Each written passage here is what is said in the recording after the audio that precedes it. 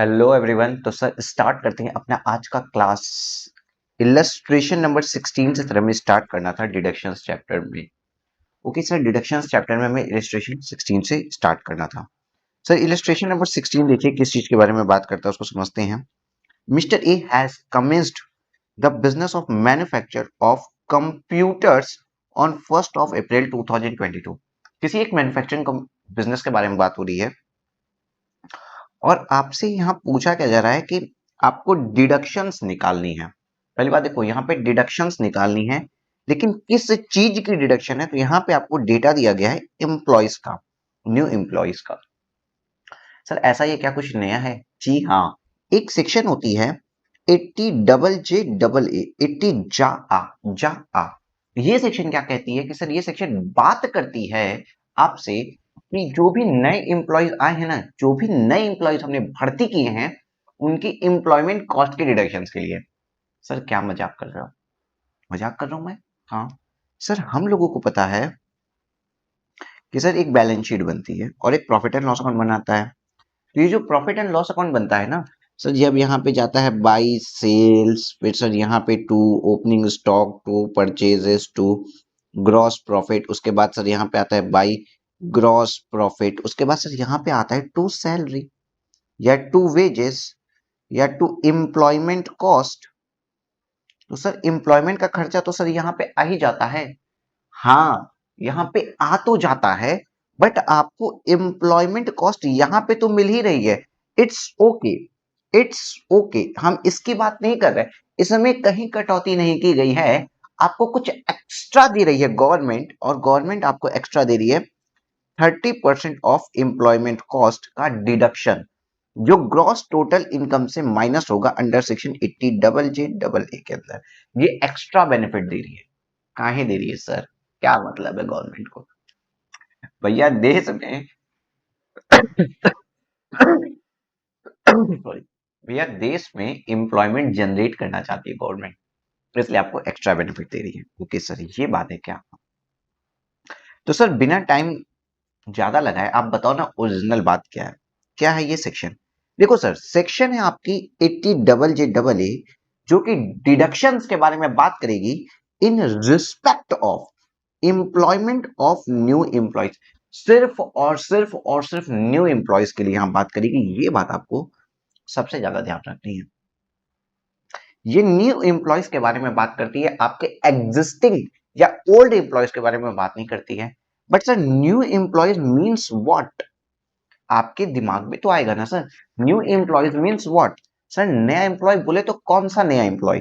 तो sir new employ means what, ये जब आप बात करोगे तो एक एग्जांपल के तौर पे अगर आप समझिए सर, न्यू एम्प्लॉयज का मतलब हम समझते हैं कि अज्यूम करिए 31 मार्च 2022 की बात करते हैं। ठीक है, 31 मार्च 2022 को हमारे पास एम्प्लॉयज थे सर 200 एम्प्लॉयज थे किसी भी फैक्ट्री के अंदर। किसी भी फैक्ट्री के अंदर सर 200 एम्प्लॉयज थे। उसके बाद क्या हुआ सर? अप्रैल का महीना हुआ। इट मीन्स हम इसको ऐसे कह सकते हैं कि सर ये अप्रैल का महीना नहीं है सर, ये ईयर का बिगनिंग है, 1 अप्रैल 2022 में।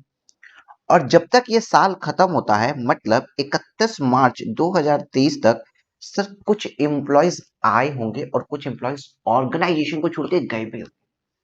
कुछ एम्प्लॉयज आए होंगे और कुछ एम्प्लॉयज ऑर्गेनाइजेशन को छोड़ के गए भी होंगे। हाँ सर, बिल्कुल सही बात है।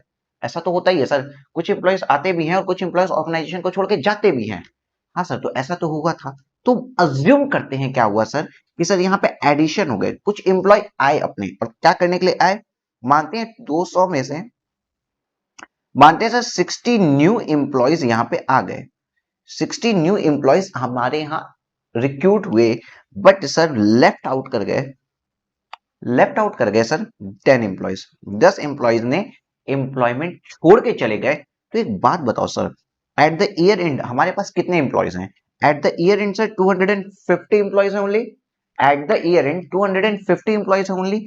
सर जो माना जाएगा ना यहाँ पे, इन दोनों का डिफरेंस माना जाएगा कि सर 50 न्यू एम्प्लॉयज थे आपके। और समझ में आ रहा हो? जितने भी एम्प्लॉयड, अब आप गलती से ये मत कह देना अरे 60 न्यू थे, 60 नए रिक्रूट हुए। जी नहीं, ऐसे नहीं देखते हैं। अरे भाई कितने थे, कितने आए, कितने गए, एडिशन एग्रीगेट बेसिस पे कितना हुआ उस चीज को देखा जाता है। That's the meaning of new employees here. Okay sir, new employees का मीनिंग भी सर हमको समझ में आ गया। सर सर मैंने ना अपना एक स्टाफ रख दिया आज, सर आपने पप्पू इधर आ, चल मेरा स्टाफ बन, तो क्या सर मैं भी 80 डबल जे डबल ए में पप्पू की सैलरी का डिडक्शन लूं? नहीं। पहले देखो भाई साहब करते क्या हो, भैया हो कौन, छोटे मोटे एम्प्लॉय हो, छोटे मोटे बिजनेस ओनर हो, क्या हो आप, पहली बात आपके ऊपर 44 ए बी अप्लाई होना चाहिए, दैट इज आपकी ऑडिट होनी चाहिए, आप ऑडिट लिमिट के अंदर फॉल करनी चाहिए। फर्स्ट ऑफ ऑल बात तो ये हो गई। अब ऑडिट लिमिट जैसे 1 करोड़ के टैक्स ऑडिट है ना, उसके बाद अगर आपका 95% टर्नओवर बैंक में हो और 95% खर्चा और सेल्स दोनों 95% है थ्रू द बैंक, मतलब 5% तक ही कैश में है, तो ऑडिट लिमिट बढ़ जाती है, वो सब कुछ अप्लाई होगा यहाँ पे। ठीक है, ठीक है सर। हाँ एक बात और बताइए सर, बोलो बोलो बोलो बोलो सर बोलो।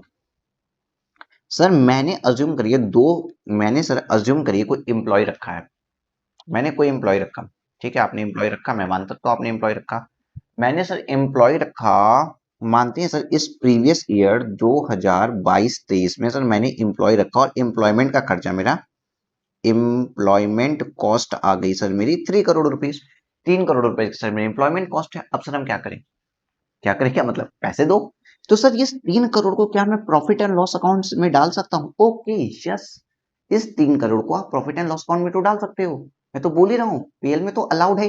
पीएल की तो बहुत से बच्चे गलती करते हो, पीजीबीपी हेड में तो खर्चा मिलेगा ही मिलेगा, हाँ पीजीबीपी हेड का तो खर्चा मिलना ही मिलना है, पीजीबीपी की तो प्रॉब्लम ही नहीं है। आपको एडिशनल बेनिफिट क्या मिल रहा है, 80 डबल जे डबल ए का, जो कि है एम्प्लॉयमेंट कॉस्ट। मान लीजिए सर आपने 3 करोड़ का एडिशनल खर्चा किया, ये आपकी क्या है, additional employment cost, additional employment cost.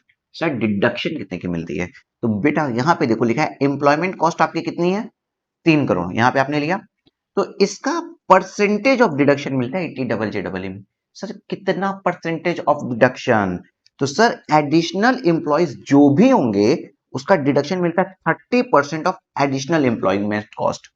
मतलब सर मतलब देखो देखो, मैंने अभी एग्जांपल में लिया था कि आपके 200 एम्प्लॉयज थे, मान लो सर उसका 100 करोड़ का खर्चा आता था, इस बार आपने 250 एम्प्लॉय आपके ईयर एंड पे थे, आपका 103 करोड़ का खर्चा आ गया, तो ये 103 करोड़ तो पीएनएल में चला गया, ये 100 करोड़ पिछले साल पीएनएल में गया था।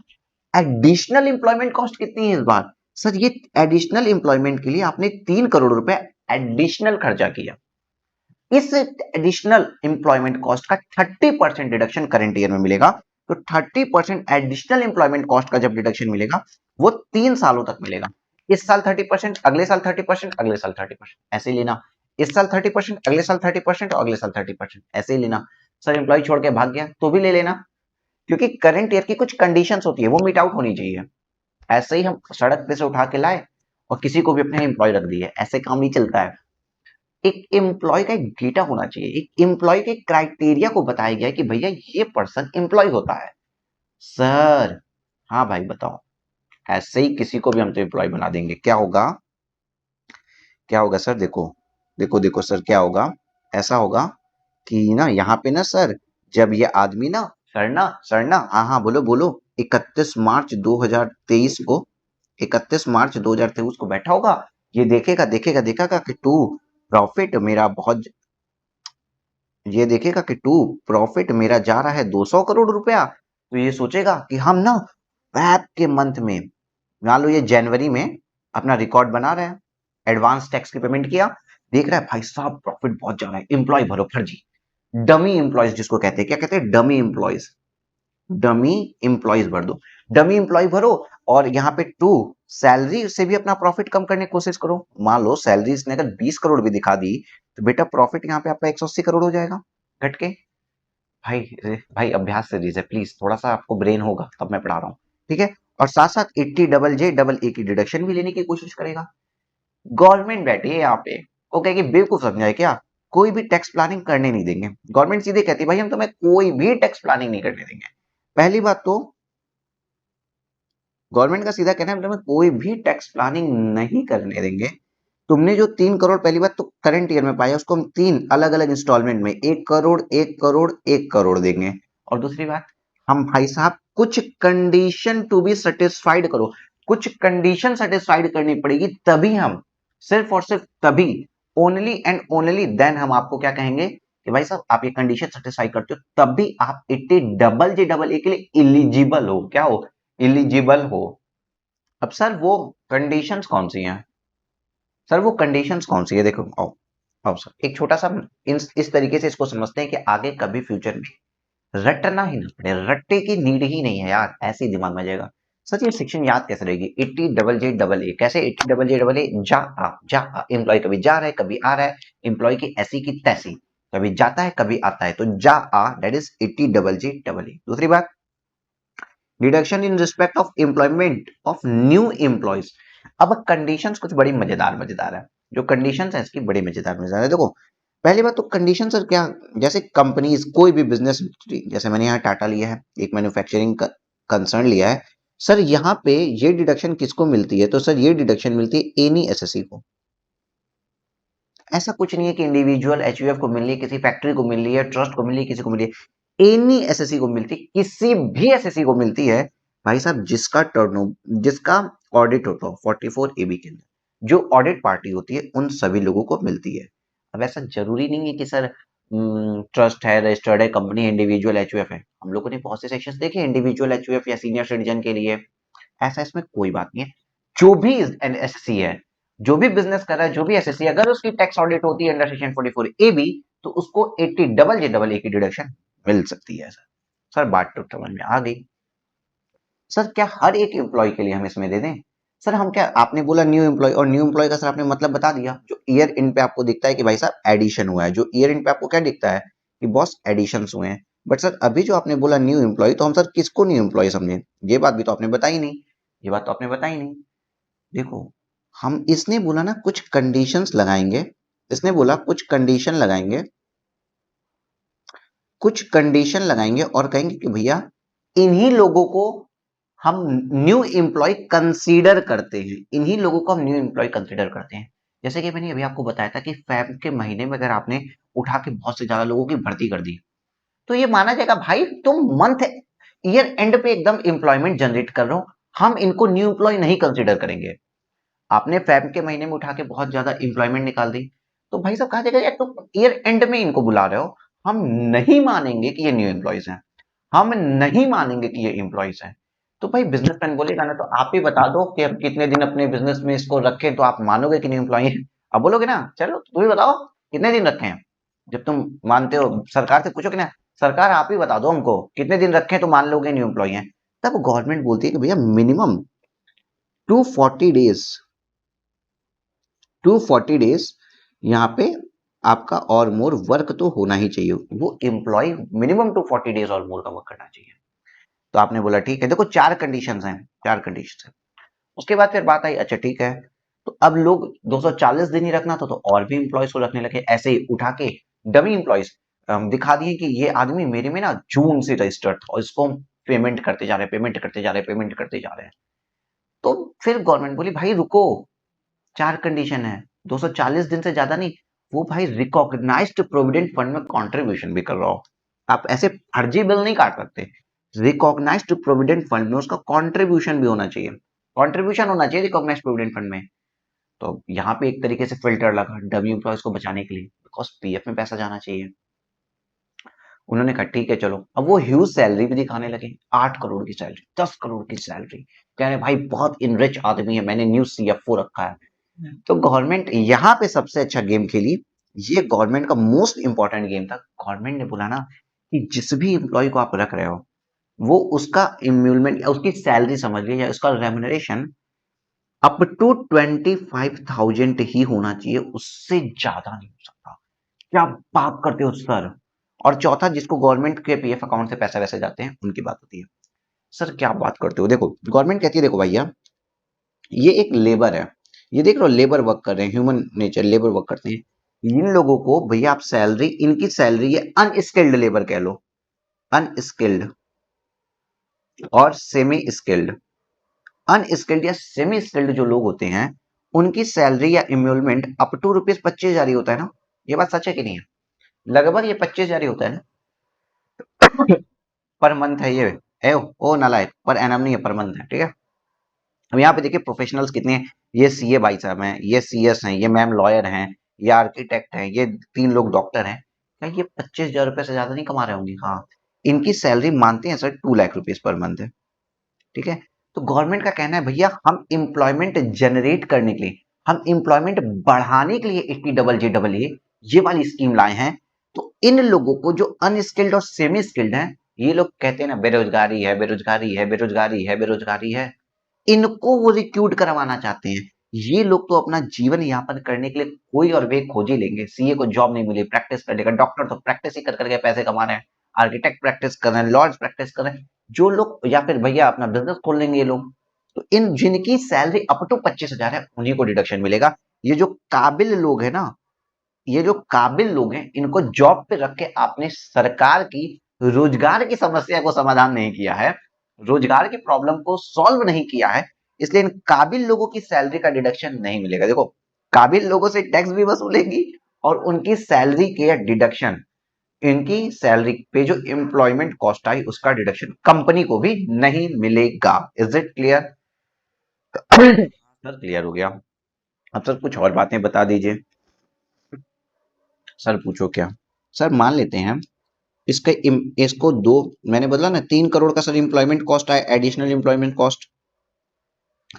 तो सर 3 करोड़ का 30% करंट ईयर में मिलेगा, और इसी 3 करोड़ का मान लो करंट ईयर में 1 करोड़ मिला, तो यही 1 करोड़ रुपया, दोबारा कैलकुलेशन मत करो, इस साल का बचा हुआ मान लेते हैं 2023 में जो एडिशनल एम्प्लॉयमेंट कॉस्ट आई, एडिशनल एम्प्लॉयमेंट कॉस्ट जो 2023 में आई वो थी तुम्हारी 3 करोड़। तो सर करंट ईयर में 1 करोड़ का डिडक्शन, अगले साल में 2023 वाली, मेरी बात हिंदी में सुनो, 2023 वाली एडिशनल एम्प्लॉयमेंट कॉस्ट का डिडक्शन, और उसके बाद अगले साल में 2023 वाली एडिशनल एम्प्लॉयमेंट कॉस्ट का डिडक्शन, ऐसे मिलता है। मानते हैं सर जब यहाँ पे नेक्स्ट ईयर में 2024 आ जाएगा, तो 2024 वाली एडिशनल एम्प्लॉयमेंट कॉस्ट इसी के साथ जुड़ जाएगी। इस तरीके से चीजें चलती है, ठीक है। ठीक है सर जी। अब सर कुछ और भी बता दो क्या? सर मान लेते हैं एक केस सुनो, केस सुनो, केस सुनो, ओ राजू लोग, हाँ सर केस सुनो। सर हाँ, मैंने एक एम्प्लॉय बुलाया जो मेरा February 2023 को आया, 14 फरवरी 2023 को आया, समझ रहे हो बेटा? सर आपने बोला प्रीवियस ईयर 22-23 में ये आदमी मेरा 140 डेज तो काम नहीं कर पाया ना, सॉरी 140 नहीं, 240 डेज, 240 डेज तो वर्क नहीं कर पाया, समझ रहे हो? हाँ सर। तो सर ये, लेकिन ये मेरे इस वाले प्रीवियस ईयर में एम्प्लॉयड हो गया था। अब सर अब इसमें सर ये एम्प्लॉय हो गया, क्योंकि नया एम्प्लॉय था, एम्प्लॉय भी आ गया मेरा न्यू, भाई बात समझो, ये न्यू एम्प्लॉय था, यहाँ पे 14 फरवरी को आया, नया एम्प्लॉय था, और 31 मार्च तक 240 दिन तो पूरे नहीं हुए इसके। तो सर आपने इसकी, इसका बेनिफिट हमको 80JEE में नहीं दिया। बट सर अब जब नेक्स्ट ईयर आया, प्रीवियस ईयर 23-24 के अंदर, प्रीवियस ईयर 23-24 के अंदर सर यही एम्प्लॉय, यही वाला जो एम्प्लॉय था, ये मेरा पूरा 365 डेज रहा। लेकिन सर देखो, बात सुनो, बहुत इंपॉर्टेंट बात बता रहे हैं, इस प्रीवियस ईयर के अंदर ये मेरा न्यू एम्प्लॉय तो नहीं है, क्योंकि मेरा ये प्रीवियस ईयर में एम्प्लॉयड हो चुका था, यहाँ पे एम्प्लॉयड हो चुका था। अब आप कहोगे सर क्योंकि ये यहाँ पे एम्प्लॉयड हो चुका था, इसलिए इस ईयर के लिए, नेक्स्ट ईयर के लिए न्यू एम्प्लॉय नहीं है, तो एडिशनल एम्प्लॉयमेंट कॉस्ट का बेनिफिट हमको कैसे मिलेगा? तो गवर्नमेंट कहती है भाई साहब अगर ये यहाँ पे एम्प्लॉयड हो गया था, 240 दिन नहीं थे, और न्यू एम्प्लॉय की तरह ट्रीट नहीं हो पाया, बेनिफिट नहीं मिला, तो नेक्स्ट ईयर में जब ये 240 दिन और मोर हो गया ना, तो यहाँ पे इस साल के अंदर भाई इसको काउंट नहीं करेंगे हम, इसको इस साल नेक्स्ट ईयर में काउंट कर लेंगे एज अ न्यू एम्प्लॉय, और एडिशनल एम्प्लॉयमेंट कॉस्ट का बेनिफिट दे दिया जाएगा। Is it clear? हाँ सर, यहाँ तक की क्लियर है। सर इतना होने के बाद अभी कुछ लोग और आए, कहीं इधर आओ, सरकार, सरकार पूरा है, सरकार इधर आइए, सरकार आई, क्या बात है बोलो। ये लोग पूरे देखिए, सरकार दी, आप लोग बहुत अच्छे अच्छे रूल्स बना रहे हो, अच्छे रेगुलेशंस बना रहे हो, लेकिन आप एक बात समझो, हर बिजनेस एक जैसा नहीं होता। सरकार बोली मतलब क्या है? तो उन्होंने बोला कि भैया कुछ बिजनेस ऐसे होते हैं ना, कुछ बिजनेस ऐसे होते हैं जो 365 दिन चलते ही नहीं है। आप बोल रहे हो कि मिनिमम एम्प्लॉयमेंट 240 दिन का रखो, लेकिन कुछ बिजनेस तो ऐसे होते हैं जो 365 दिन चलते नहीं, अरे साल में 240 दिन नहीं चलते। गवर्नमेंट कहती है ऐसा कौन सा बिजनेस है जो साल में 240 दिन नहीं चलता? वो बोला इधर सुनो, पटाखे बनाने का बिजनेस साल भर चलता है। ये कंबल जो बनते हैं क्या साल भर बिकते हैं? स्वेटर्स जैकेट जो बनती है क्या साल भर बिकती है? भाई गवर्नमेंट की सही बात है। उधर से लेदर इंडस्ट्रीज वाले आ गए, बोले कि भैया लेदर का काम भी साल भर नहीं चलता। वो भी बात सही थी। तो गवर्नमेंट ने कहा कि हाँ यार ये लोग कुछ बात तो सही कह रहे हैं, कुछ बिजनेसेस ऐसे हैं जो साल भर नहीं चलते, तो उनके लिए ना ये जो 240 दिन वाली कंडीशन है ये मीट आउट नहीं हो पा रही है। तो ऐसे 3 बिजनेस को चूज किया गया और कहा गया कि अगर कोई भी बिजनेस अपैरल्स का करता है, अपैरल्स का अपैरल का बिजनेस करता है, या तो फिर लेदर का बिजनेस करता है, या तो फुटवेयर का बिजनेस करता है। देखो फुटवेयर, या तो फुटवेयर का बिजनेस करता है, अपरेल्स का करता है, लेदर्स का करता है, फुटवेयर का करता है, तो उसके लिए 240 दिन की जगह 150 डेज और मोर की कंडीशन लगेगी for considering new employees, for considering new employees. इतना क्लियर है?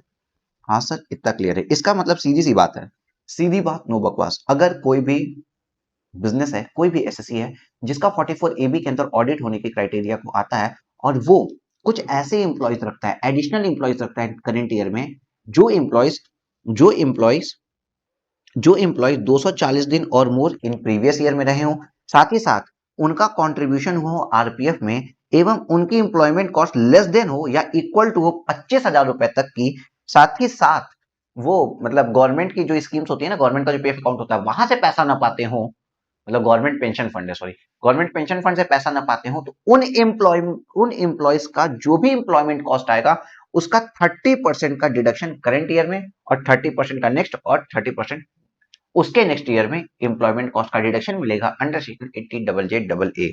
ठीक है।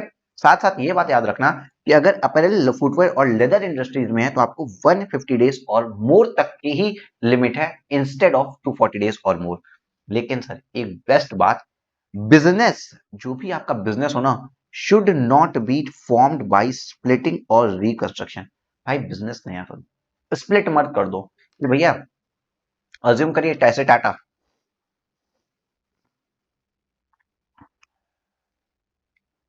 टाइटन बिजनेस था, टाइटन में वही एम्प्लॉय थे, टाइटन ने स्प्लिट करके तनिष्क बना दिया और दिखा दिया नई कंपनी में नए एम्प्लॉयज। ऐसे कुछ काम मत करो भाई, जेन्युइन काम करो। आपका जो बिजनेस है वो ऐसा नहीं होना चाहिए कि वो आपके एग्जिस्टिंग बिजनेस से स्प्लिट हुआ है या उसमें उसका रिकंस्ट्रक्शन है। रिकंस्ट्रक्शन या स्प्लिटिंग को में वही एम्प्लॉयज माने जाएंगे। ऐसा नहीं माना जाएगा कि आपका स्प्लिट हो गया तो नई कंपनी बन गई तो नए एम्प्लॉयज आ गए, ये सब चीजें नहीं मानी जाएंगी। फ्रेश बिजनेस, आप फ्रेश बिजनेस डिसाइड उसको नहीं कर सकते। अगर स्प्लिट हुआ है या रिकंस्ट्रक्शन हुआ है, रिकंस्ट्रक्शन वही जो आप आईपीसीसी ग्रुप 2 में पढ़ते थे, तो रिकंस्ट्रक्शन हुआ या स्प्लिटिंग ऑफ हुआ है तो वहां पे सेक्शन नहीं लगती है। ऐसा नहीं कहेंगे ओ मेरी तो नई कंपनी बनी सारे नए एम्प्लॉय हैं, नहीं, मजाक चल रहा है क्या? चलो इस बात को ऐसे आप लिख लो, इसमें जो भी चीज आपको एक बार लिखनी है लिख लीजिए। और बताइए फिर मैं आगे बढ़ता हूँ। स्टार्ट करें सर?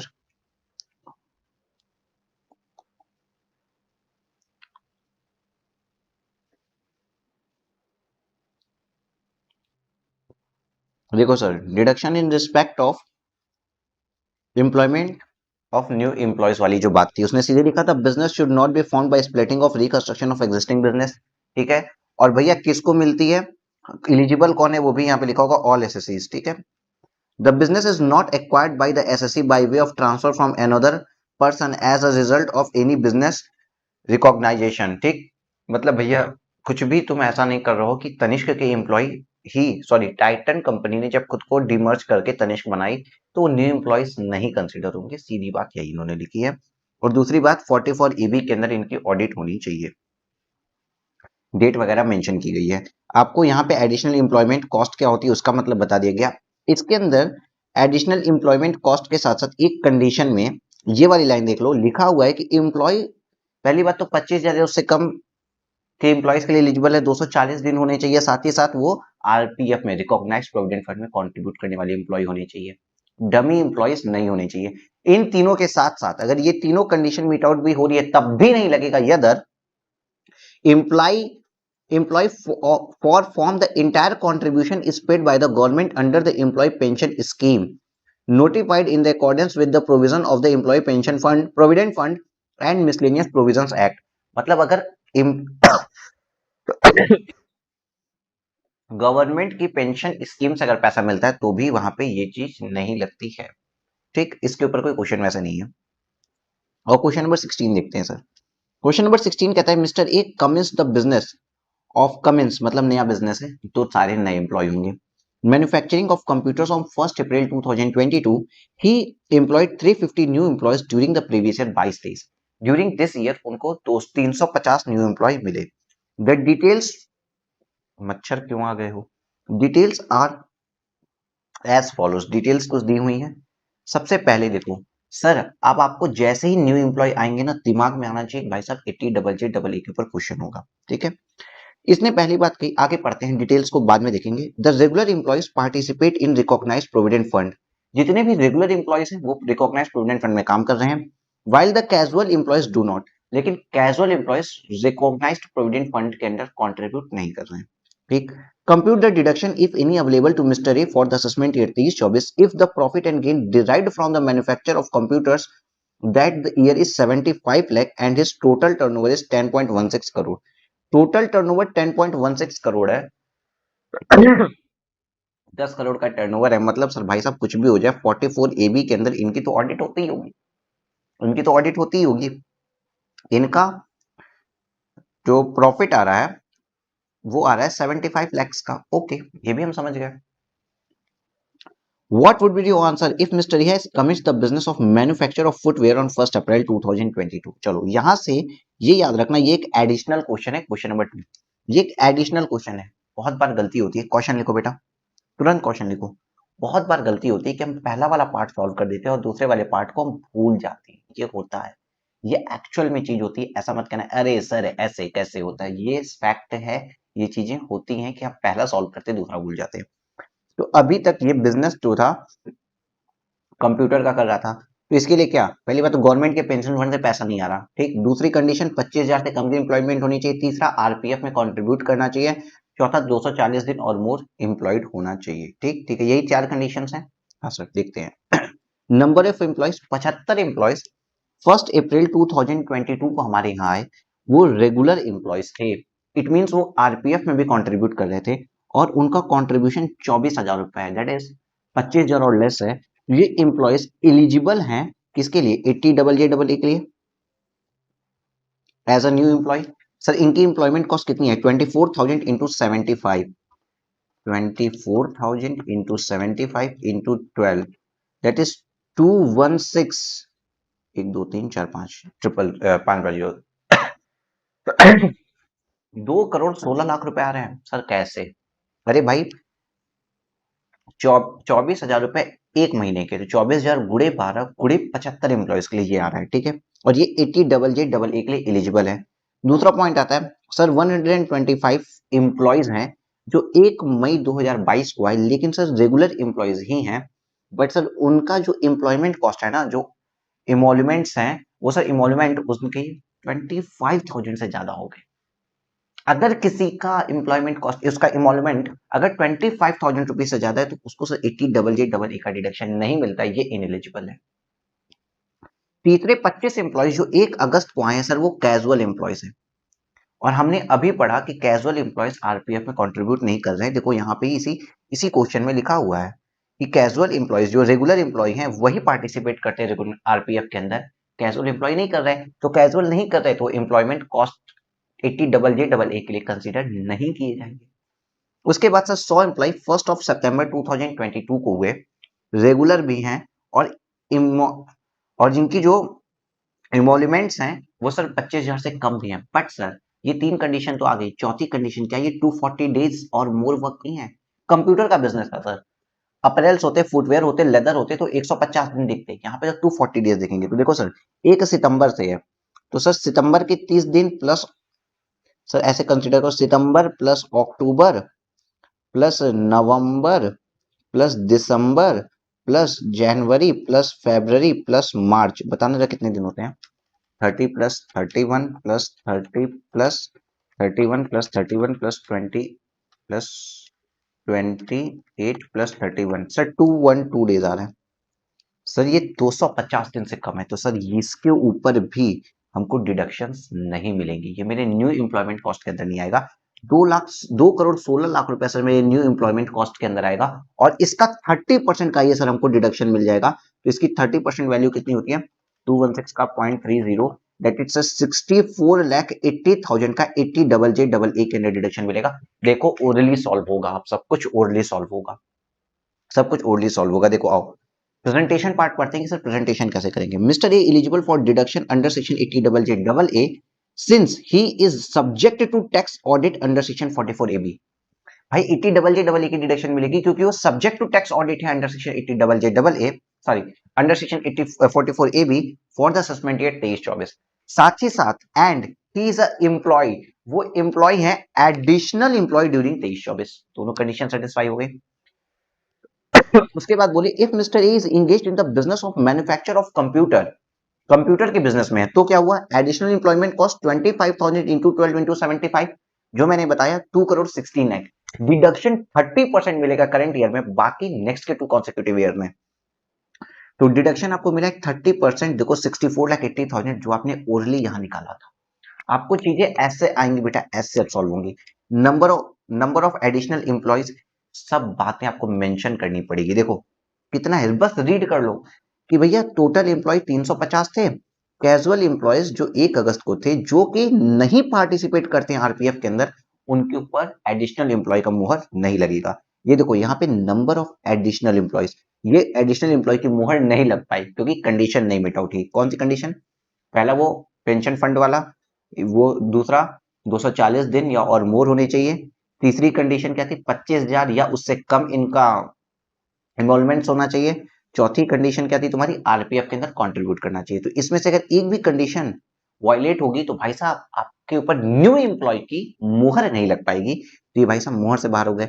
ये जो दूसरे थे, ये 25,000 से ज्यादा इनका एमोलमेंट था, तो ये भी न्यू एम्प्लॉय की मुहर से बाहर हो गए। ये जो रेगुलर एम्प्लॉय थे, ये 240 दिन काम नहीं कर पाए, तो सर ये भी बाहर हो गए। तो टोटल केवल और केवल 75 एम्प्लॉयज ही थे जिसका यहाँ पे इन्होंने एमोलमेंट दिया है और 25% के हिसाब से काम कर लिया। इतना क्लियर है, हाँ सर ये क्लियर है। अब आगे देखो, इसी बात को नोट्स में यहाँ पे लिख दिया गया है और इस नोट्स को आप रीड करेंगे, इस नोट को आप रीड करेंगे और भाई साहब नोट लिखेंगे तो ही नंबर मिलते हैं, वरना नंबर भी नहीं मिलते। दूसरा क्वेश्चन इसने कहा था कि आपका क्या आंसर होगा अगर ये फुटवेयर के मैन्युफैक्चरर हूं। सर फुटवेयर के, अगर ये भाई साहब फुटवेयर के मैन्युफैक्चरर हो गए तो ये सोचो कि सर ये वाला जो ये वाला था ना कैजुअल रेगुलर, 24,000 भी तो सर अलाउड हो जाएगा क्योंकि 240 दिन की जगह केवल 150 दिन वर्क किया है, और सर यहाँ पे 150 दिन वर्क कर लिया था।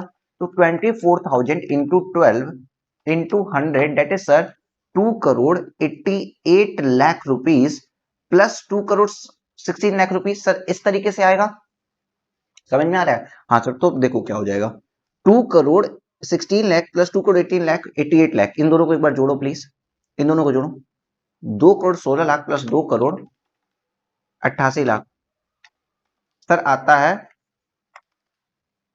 कितना आ रहा है यार, 2 crore 16 lakh plus 2 crore 88 lakh 504, no no कुछ गड़बड़ किए हैं बेटा हम, सॉरी यहाँ पे 12 नहीं होगा, ये गलत लिखा मैंने ईयर नहीं चेक किया। 224, sorry sorry sorry sorry sorry जल्दीबाजी में मेरी गलती थी। यहाँ पे 24,000, ये यहाँ पे कितनी कॉस्ट आ गई 24,000 इंटू सितंबर अक्टूबर नवंबर दिसंबर जैन फेब मार्च, केवल 7 मंथ लेना था, सॉरी मेरी से गलती हुई है यहाँ पे, इंटू 7 इंटू 100 एम्प्लॉयज कितना आ रहा है, तो 24,000 सर 24,000 इंटू 7 इंटू 100 एम्प्लॉय के हिसाब से सर 1 करोड़ 68 लाख रुपीज आ रहा होगा। देखो देखो 1 करोड़ 68 लाख रुपीज, 1 करोड़ 68 लाख रुपीज आ रहा है sir, plus 200 and plus 2 crore 16 lakh rupees sir अगर आप करते हो तो सर इन दोनों को जोड़ने के बाद आ रहा है सर 3 करोड़ 84 आ रहा होगा, 3 करोड़ 84 लाख, 3 करोड़ 84 लाख रुपीज आ रहा है, देख लीजिए। और सर इसका 30% सर हमको डिडक्शन मिलेगा करंट ईयर में का 30%, सर 1152 1 करोड़ 15 लाख 20 हजार रुपए की सर हमको डिडक्शन मिल गई होगी करंट ईयर में, देख लीजिए आइए। सर देखिए इन्होंने कैसे प्रेजेंट किया, एडिशनल एम्प्लॉयमेंट कॉस्ट तो आपकी आ गई, साथ ही साथ डिडक्शन अंडर सेक्शन 80JEE 30% अगर आपने ले लिया तो 1,15,20,000 की डिडक्शन मिलती। इतना सिंपल क्वेश्चन है। 80JEE इस एक बार चार्ट को अगर आप ध्यान से देख लिए जो मैंने आपको बनवाया था, उसके बाद बहुत ज्यादा कोई दिक्कत नहीं आने वाली है, कोई भी दिक्कत नहीं आएगी। और इस पे मैं क्वेश्चन इस बार एक्सपेक्ट कर रहा हूँ। 80JEE 1 घंटा मैंने लगा के बताया। अब बहुत इजी सेक्शन है, इसको बहुत आसानी से जल्दी जल्दी कर लेते हैं और अब थोड़ा फास्ट पढ़ेंगे हम लोग। बहुत सिंपल चीजें आएंगी, बहुत फास्ट पढ़ते जाएंगे, एकदम स्पीड में काम खत्म होगा। Okay okay sir.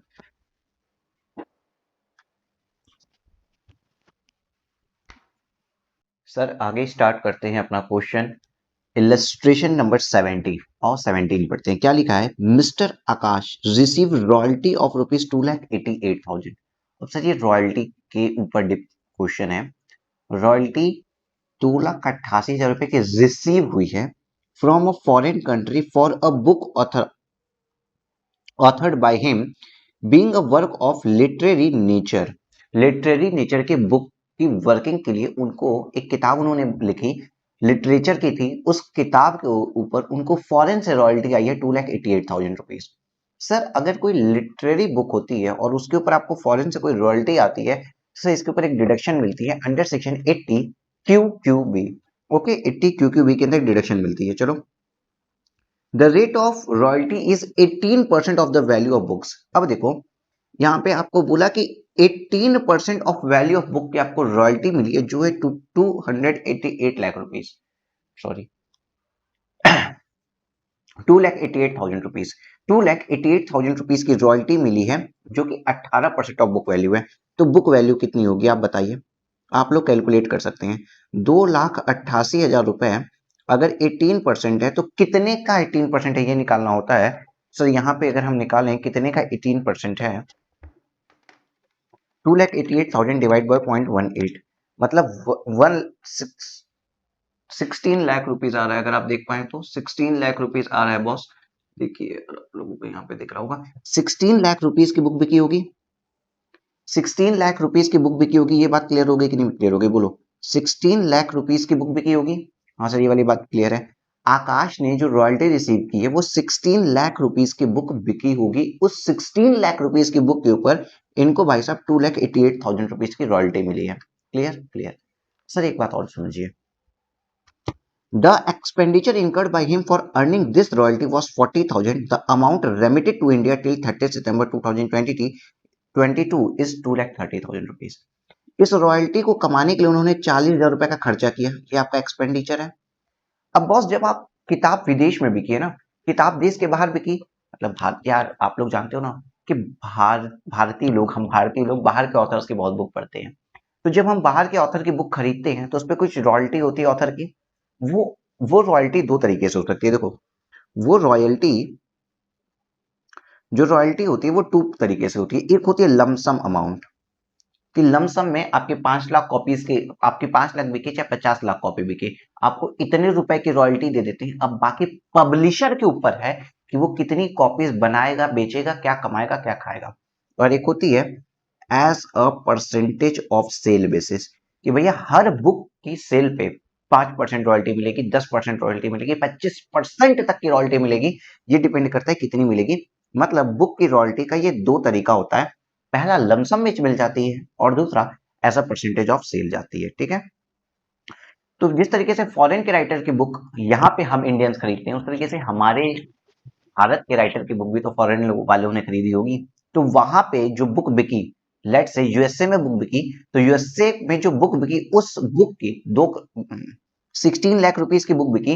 16 lakh rupees, ये जो बुक बिकी है ना, 16 लाख रुपीज की जो बुक बिकी, उसकी जो रॉयल्टी है,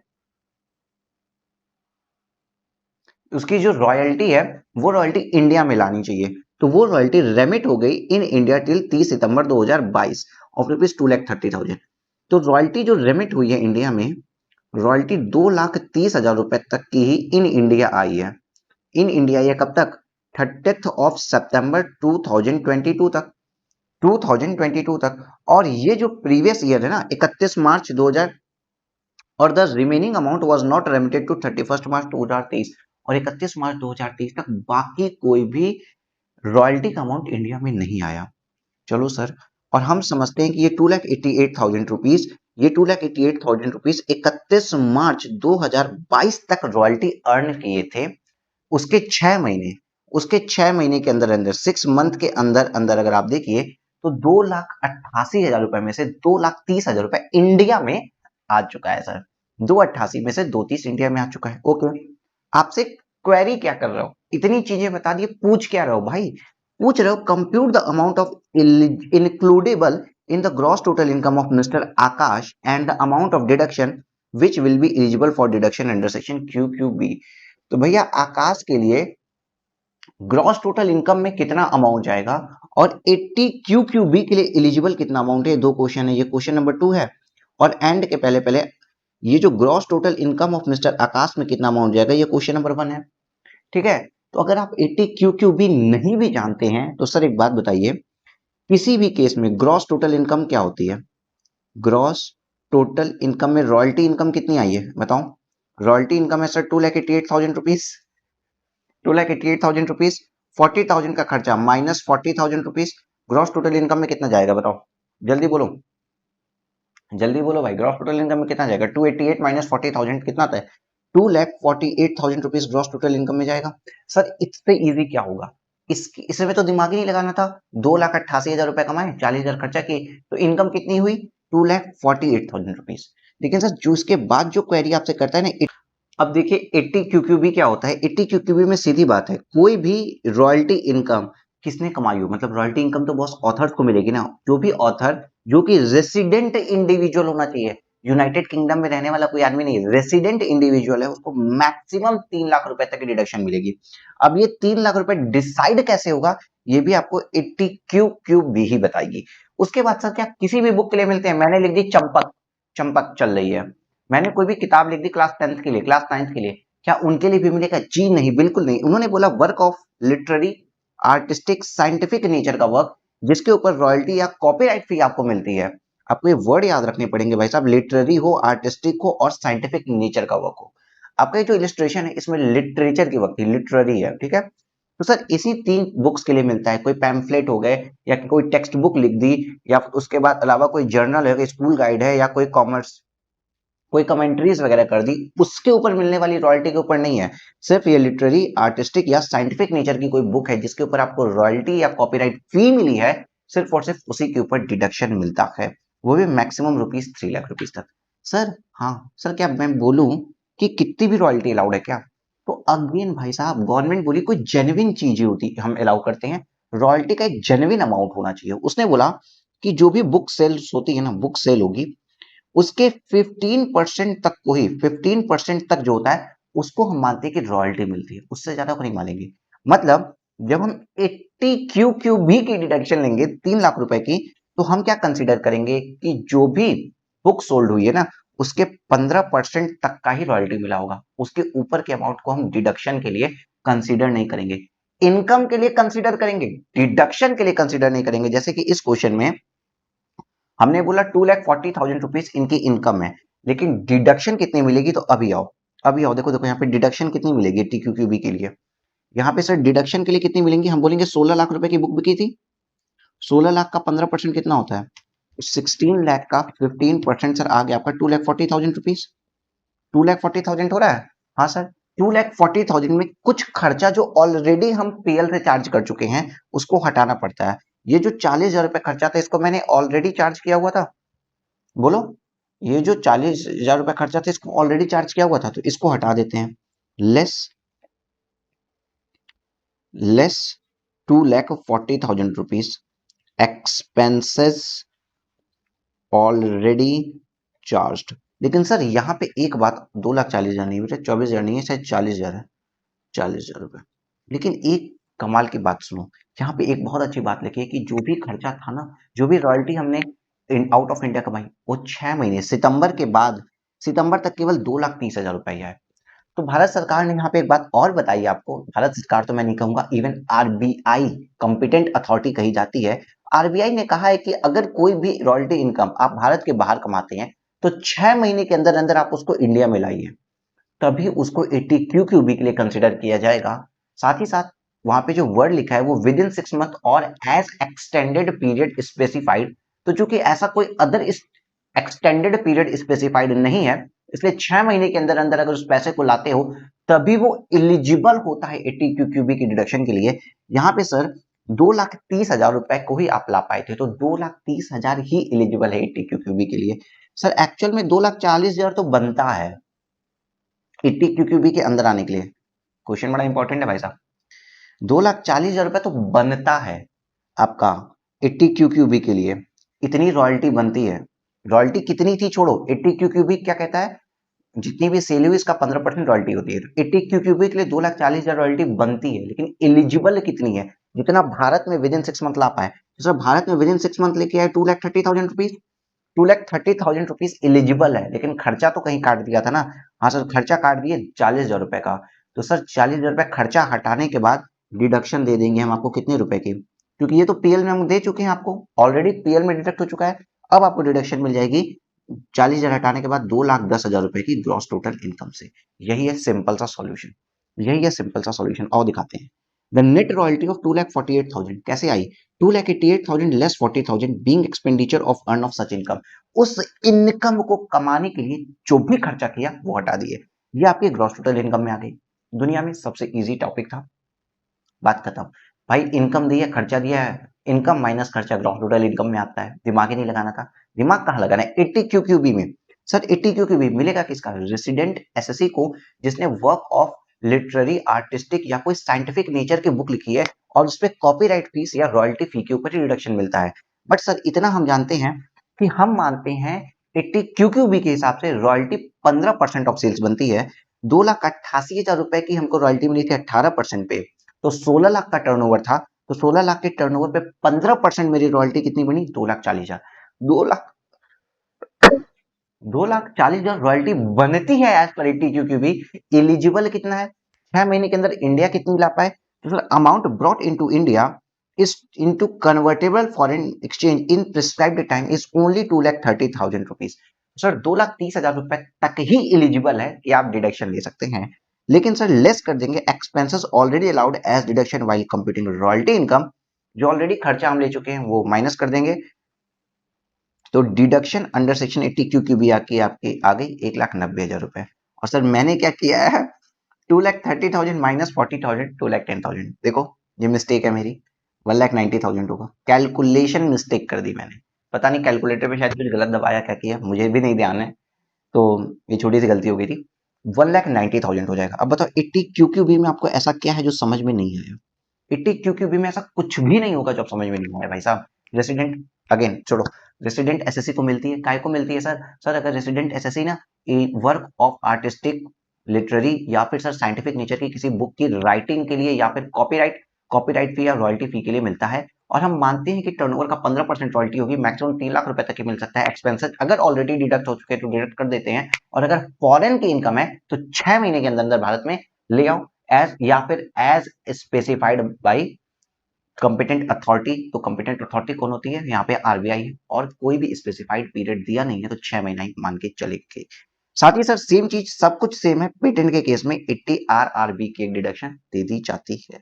इज इट क्लियर, हाँ सर क्लियर। नेक्स्ट इलस्ट्रेशन है इलस्ट्रेशन नंबर 18। इलस्ट्रेशन नंबर 18 को समझने के लिए हम एक छोटी सी बात आपको बताना चाहेंगे। इलस्ट्रेशन नंबर 18 के लिए आप पहले समझो 80 टीटीए, ये एक फिक्शन होती है, ये बात करती है deduction in respect of interest, deduction in respect of interest on saving account. Saving account मतलब सर अगर कोई भी आदमी है, कोई भी व्यक्ति है, कोई भी इंडिविजुअल है, अगर उसने सेविंग अकाउंट से अपने सेविंग अकाउंट कहाँ हो सकता है, चाहे वो सर बैंक में हो, बात समझिए, चाहे सर वो बैंक में हो, चाहे सर वो बैंक में हो, चाहे सर कोऑपरेटिव सोसाइटी में हो, चाहे तो सर वो कोऑपरेटिव सोसाइटी में हो, और चाहे तो पोस्ट ऑफिस में हो। अगर इन सभी जगहों में से पोस्ट ऑफिस, इन तीनों में से कहीं पे भी किसी आदमी का कोई सेविंग बैंक अकाउंट है ना, सेविंग अकाउंट है, तो उस पे जो उसको इंटरेस्ट अर्न हो रहा है वो सर उस पे डिडक्शन मिलेगी up to ₹10,000, up to ₹10,000। Sir 10,000 रुपए तक की डिडक्शन मिलती है। मान लीजिए आपने अपने सेविंग बैंक अकाउंट में इंटरेस्ट कमाया 18,000 रुपीज, तो टैक्सेबल होगा ओनली 10,000 रुपीज। इतना क्लियर है कि क्लियर नहीं क्लियर? हाँ सर क्लियर है, लेकिन सर इसी के बाद एक आपको स्पेशल कुछ बात बता देते हैं सर। एक सेक्शन होती है 80TTB। 80TTB चलती है सर सीनियर सिटीजन्स के लिए, सीनियर सिटीजन्स के लिए। बात को थोड़ा ध्यान दे देना, थोड़ा सा इधर सुन लो, थोड़ा सा इंपॉर्टेंट लाइन जा रही है। सीनियर सिटीजन्स के लिए होती है। सीनियर सिटीजन बोले तो कौन सा, जिनकी एज 60 और एबव हो गई उनके लिए। उनको कहा जाता है भाई 60 प्लस लोग क्या करते हैं, अपना 60 प्लस लोग लगभग अपना 100% पैसा सेविंग अकाउंट में रखते हैं, सेविंग अकाउंट में रखते हैं। और ये अकाउंट कहाँ पे हो सकता है, बैंक में भी हो सकता है, कोऑपरेटिव सोसाइटी में भी हो सकता है, और सर साथ ही साथ सर ये पोस्ट ऑफिस में भी हो सकता है। ये बात क्लियर है कि नहीं क्लियर है? हाँ सर ये क्लियर है। तो ये लोग 90% अपना पैसा कहाँ रखते हैं बोलो? बैंक्स में के बैंक में रखते हैं, सेविंग अकाउंट में रखते हैं। Okay sir saving. लेकिन सर अब यहाँ पे इनको, चूंकि ये सीनियर सिटीजन है, इनको ज्यादा डिडक्शन अलाउड की गई। इनको अप टू 50,000 रुपीज तक की डिडक्शन दे दी गई है। ये 50,000 रुपए तक का डिडक्शन क्लेम कर सकते हैं उसी इंटरेस्ट पे, जिस इंटरेस्ट पे नॉर्मल आदमी को 10,000 रुपए तक का ही अलाउड था। जिस जगह नॉर्मल आदमी को 10,000 रुपए तक का ही इंटरेस्ट अलाउड था और सीनियर सिटीजन को 50,000 रुपए का इंटरेस्ट अलाउड है। साथ ही साथ कुछ एडिशनल फैसिलिटीज भी दी जा रही है, वो मैं अब बताता हूँ आपको। एडिशनल फैसिलिटीज क्या है भाई साहब? इसको डिडक्शन केवल और केवल सेविंग अकाउंट पे मिलता है, बट जो सीनियर सिटीजन होते हैं ना, वो चाहे एफडी की हो, फिक्स डिपॉजिट आरडी की हो, ठीक है, एफडी की हो, आरडी की हो, कोई टाइम डिपॉजिट किए हो, इसके ऊपर का भी इंटरेस्ट अलाउड है। लेकिन जो 80 टीटीए सेक्शन है, जो 60 से कम एज वाले लोग हैं, अगर वो एफडी में इन्वेस्टमेंट करते हैं या रेकरिंग डिपॉजिट या टाइम डिपॉजिट पे कुछ इन्वेस्टमेंट करते हैं और उसके ऊपर ब्याज कमाते हैं ना, तो सर यहाँ पे उनको डिडक्शन नहीं मिलती है। इसी के ऊपर क्वेश्चन बनता है, इस चीज को हमेशा याद रखना कि एफडी या एफडी का जो इंटरेस्ट होता है, फिक्स डिपॉजिट हुआ, टाइम डिपॉजिट हुआ, या टाइम डिपॉजिट या फिक्स डिपॉजिट का जो ब्याज होता है, वो 80 टीटीए सेक्शन के अंदर अलाउड नहीं होता है। वो 80 टीटीबी सेक्शन के अंदर केवल और केवल सीनियर सिटीजन को अलाउड होता है और किसी को अलाउड नहीं होता है। बस इसी बात को ध्यान रखो, पूरा क्वेश्चन सॉल्व हो जाएगा। इलस्ट्रेशन नंबर 18 पे आते हैं sir. Mister A, a resident individual aged 61 years has earned business income। भाई साहब ने बिजनेस की इनकम कमाई, कंप्यूटेड रुपीज 1,35,000 रुपीज। भैया कंप्यूटेड लग गया है, बिजनेस इनकम आ गई आपकी कितनी है? 1,35,000 rupees. Is it clear? Is it clear? हाँ सर क्लियर है। आगे देखते हैं। Lottery income 1,20,000 rupees. ओके, तो सर इस तरीके से बनाते हैं। सर कैसे बनाएं? चलो यहां बना रहे हैं हम, देखो सर पीजीबीपी की इनकम कितनी है? 1,35,000 रुपीज। आईएफओएस लॉटरी इनकम कितनी है सर इनकी? 1,20,000 रुपीज। तो सर ग्रॉस टोटल इनकम इनकी कितनी हो गई? इन दोनों को जोड़िए, 135 प्लस 120 प्लीज करो। 1,35,000 माइनस 1,20,000, माइनस क्यों करेंगे भाई? 135 प्लस 120 डेट इज 2,55,000 रुपीज आएगी सर। सर 2,55,000 रुपीज आएगी, ठीक है। ग्रॉस, ग्रॉस मतलब ये टीडीएस नहीं कटा है भाई साहब, इंपॉर्टेंट ग्रॉस लिखा है। अगर नेट लिखा होता तो टीडीएस काट के अमाउंट लिखता, 30% टीडीएस, तो हम उसको ग्रॉस अप करके इनकम में लाते हैं, डिवाइड बाय 70% करते हैं। समझ में आ रहा होगा सबको? अब सर ये ग्रॉस लिखा है तो कुछ भी एडजस्टमेंट नहीं करेंगे। During previous year 22-23, during previous year, during previous year 22-23 he also has interest on fixed deposit of rupees 30,000 rupees with bank। Sir caution, इनकी एज है 61 ईयर, तो सर इनके ऊपर लगेगा 80 टीटीबी और इंटरेस्ट इनको 30,000 रुपीज का अर्न हुआ है सेविंग बैंक पे, तो सर इनको तो 50,000 रुपए तक की डिडक्शन है। तब तो सर ये पूरा ही डिडक्शन हो जाएगा। तो सर अगर हम इसको आगे सॉल्व करें तो कुछ ऐसे जाएगा ये। सर हम आगे सॉल्व करें तो सर यहाँ पे इंटरेस्ट की इनकम भी आ गई सर 30,000 रुपीज। तो सर ये total gross total income, GIT gross total income आ गया सर आपका 1,3,2,5,3,8 1,85,000 रुपीज। इतना क्लियर है कि नहीं क्लियर है? हाँ सर यहाँ तक तो क्लियर ही क्लियर है। आगे पढ़ते हैं। He invested in the amount of 1,50,000 in public provident fund account. Sir 80C हमने चीख चीख के पढ़ा था सर, 80C सर हमने तो 80C सर चीख चीख के पढ़ा था। सर डिडक्शन दे दो सर, सर डिडक्शन दो ना सर, तुरंत दो। ठीक है सर, 80C की डिडक्शन 1,50,000 मिल गई। Okay, what is the total income of Mr. A for the suspended 23-24 assuming he does not opt for 115 BSc? अब सर यहाँ पे ना आपको पता है बहुत बड़ा लोचा हो गया, बहुत गड़बड़ कर दी गई सर। यहाँ पे आपको रहना अवेयर, ये गलत किया, ये गलत किया मैंने। क्यों? क्यों? क्योंकि सर देखिए आपको मैंने पढ़ाया हुआ है कि डिडक्शंस, ये जो डिडक्शन होती है ना सर, ये जो डिडक्शन होती है अंडर चैप्टर 6 ए वाली 80 की सीरीज वाली डिडक्शन 4 इनकम के अगेंस्ट नहीं मिलती है। कौन कौन सी? 112 a long term capital gain, long term capital gain of securities, long term capital gain, 111 ए और सर विनिंग वाली इनकम या फिर आप कहो कैजुअल इनकम। ठीक है, इन 4 इनकम के अगेंस्ट डिडक्शन नहीं मिलती है सर। अगर आप देखो क्वेश्चन में आओ, अगर आप यहाँ पूरा 1,50,000 की डिडक्शन ले लेंगे तो सर ये विनिंग वाली जो इनकम है ना सर, इस वाली इनकम के अगेंस्ट तो कोई हमको डिडक्शन मिलनी नहीं चाहिए। तो मेरे पास एलिजिबल कितनी इनकम है डिडक्शन लेने के लिए? हम इस इनकम के अगेंस्ट पीजीबीपी की इनकम के अगेंस्ट डिडक्शन ले सकते हैं, हम आईएफओएस की इनकम के अगेंस्ट डिडक्शन ले सकते हैं, सॉरी सॉरी सर, लेकिन आईएफओएस की भी वो विनिंग वाली इनकम के अगेंस्ट डिडक्शन नहीं ले सकते। 30,000 तो दूसरा था, 30,000 तो दूसरा था। देखो दोस्तों इधर इधर इधर इधर इधर इधर इधर, ये वाला 30,000 रुपीज की, तो इसका 1,20,000 के अगेंस्ट हम डिडक्शन नहीं ले सकते जो कि मेरी विनिंग ऑफ लॉटरी की इनकम है। बट सर हम 1,35,000 के अगेंस्ट डिडक्शन ले सकते हैं, 30,000 के अगेंस्ट डिडक्शन ले सकते हैं। क्या मैं विनिंग वाली इनकम के अगेंस्ट डिडक्शन ले सकता हूं? नहीं। तो सर विनिंग वाली इनकम छोड़ दो तो बाकी दोनों मिला के मेरी इनकम है ही कितनी? सर विनिंग इनकम छोड़ दें तो बाकी दोनों मिला के मेरी इनकम है 1,35,000 plus 30,000, that is 1,55,000 rupees.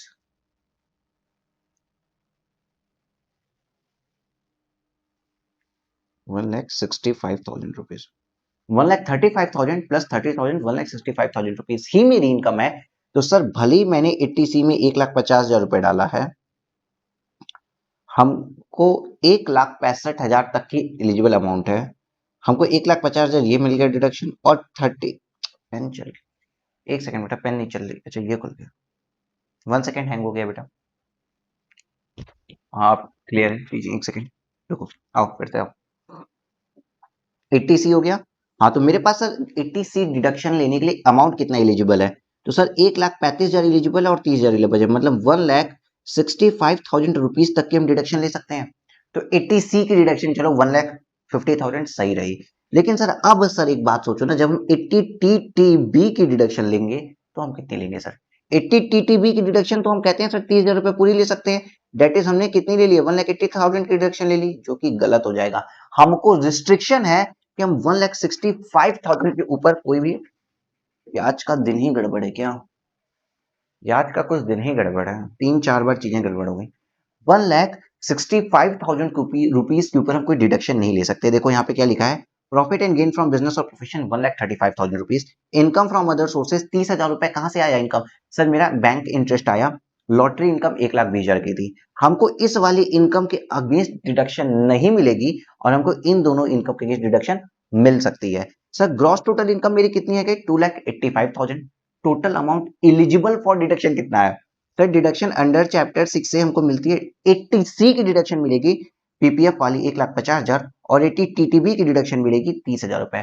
Total deduction हमको मिलती है 1,80,000, लेकिन सर हम 130 प्लस 30 1,65,000 के आगे डिडक्शन ले ही नहीं सकते, क्योंकि इस लॉटरी इनकम के अगेंस्ट डिडक्शन अलाउड नहीं होती है, इसके अगेंस्ट डिडक्शन अलाउड नहीं होती है। तो रिस्ट्रिक्शन मिल जाएगी 1,65,000 की और टोटल इनकम आ जाएगी मेरी 1,20,000 रुपीज। आप इस नोट को मस्ट रीड कर लीजिए। देखो, in case resident individual of the age of 60 years और more, interest on bank fixed deposit qualified for deduction up to 50,000 under section 80TTB through the aggregate of deduction under chapter 6A 1,80,000. However, the maximum permissible deduction cannot exceed the gross total income exclusive of long term capital gain taxable under section 112 and section 112 is short term capital gain covered under 111A or winning from lotteries SSE. Therefore, the maximum permissible deduction under chapter 6 is 2,85,000 rupees minus 1,20,000 rupees, जैसे 1,65,000 तक की deduction मिल सकती है। और इस चीज को आपको यहाँ पे लिखना पड़ेगा, इसको जैसे आप लिखोगे उसी हिसाब से आपको मार्क्स मिलेंगे। थोड़ा सा हैंग हुआ था, मुझे लगता है कि सिस्टम मेरा हैंग हुआ था जब मैं यहाँ पे पढ़ा रहा था, पॉज करने के बाद थोड़ा सा पीछे से मैंने लिया है। आई गेस आपको चीजें क्लियर होगी, अगर नहीं हुआ व्हाट्सएप डाल देना मुझे 9918310384, आपकी सेवा में तत्पर। चलिए सर नेक्स्ट क्वेश्चन देखते हैं, इलस्ट्रेशन। चलिए सर स्टार्ट करते हैं अपना इलस्ट्रेशन नंबर 19 अब, ठीक है। हाँ सर जी ठीक है। Mister G aged 42 year has salary income computed, मतलब सारे कैलकुलेशन हो चुके हैं, कुछ नया नहीं करना है, of rupees 5,50,000 for the previous year ended 31st March 2023. He has earned interest of rupees 40,500 on the saving bank account of the State Bank of India during the year. भैया इनकी दो ही इनकम है, एक तो इनकी सैलरी इनकम है, चलो यहाँ पे आ गया, इनकी सैलरी इनकम है 5,50,000 रुपए, और दूसरी इनकी IFOS की इंटरेस्ट वाली इनकम है सर, वो है इनकी 14,500 रुपए, 5,50,000 रुपए, और इनकी इंटरेस्ट वाली इनकम हो गई सर 14,500 रुपए on the saving bank account with the state bank of India. आपको क्या करना है, compute the total income of mister Gurnam for the assessment year 23-24 from the following particulars assuming that he does not और for section 115 BAC। Assume करिए कि भाई वो 115 BAC opt नहीं करते हैं। इसका मतलब अगर आप 115 BAC नहीं लेते हैं तो आपको ये सब जितनी भी डिडक्शंस नीचे लिखी होगी ना, वो सारी डिडक्शंस आप कहीं ना कहीं ले रहे होगे, ये सारी डिडक्शंस आप ले रहे होगे, तो इसी के बारे में यहाँ बताया होगा। सबसे पहला पढ़ते हैं, life insurance premium paid to Birla Sun Life Insurance in cash amounting to rupees 25,000 for issuance of life of his dependent parents। Sir question पे आओ, लिखो बेटा क्वेश्चन, क्वेश्चन पढ़ लिखो। हमने जब आपको ATC पढ़ाया, कहां पे मैंने आपको बताया कि डिपेंडेंट पेरेंट्स होने चाहिए।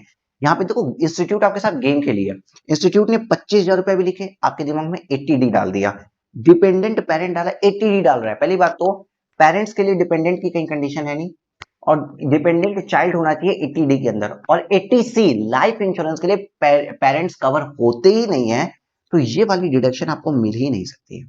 आगे आप कुछ भी पढ़ लीजिए कि the insurance policy was taken on 15th July 2019 and the sum assured of life is dependent parent 2 lakh rupees. आपको कोई कैलकुलेशन नहीं करनी है, सीधी बात है भाई साहब, लाइफ इंश्योरेंस पेरेंट्स वाला तो कवर होता ही नहीं, उसके लिए 80C की डिडक्शन अवेलेबल ही नहीं है। इंस्टीट्यूट गेम खेल गई।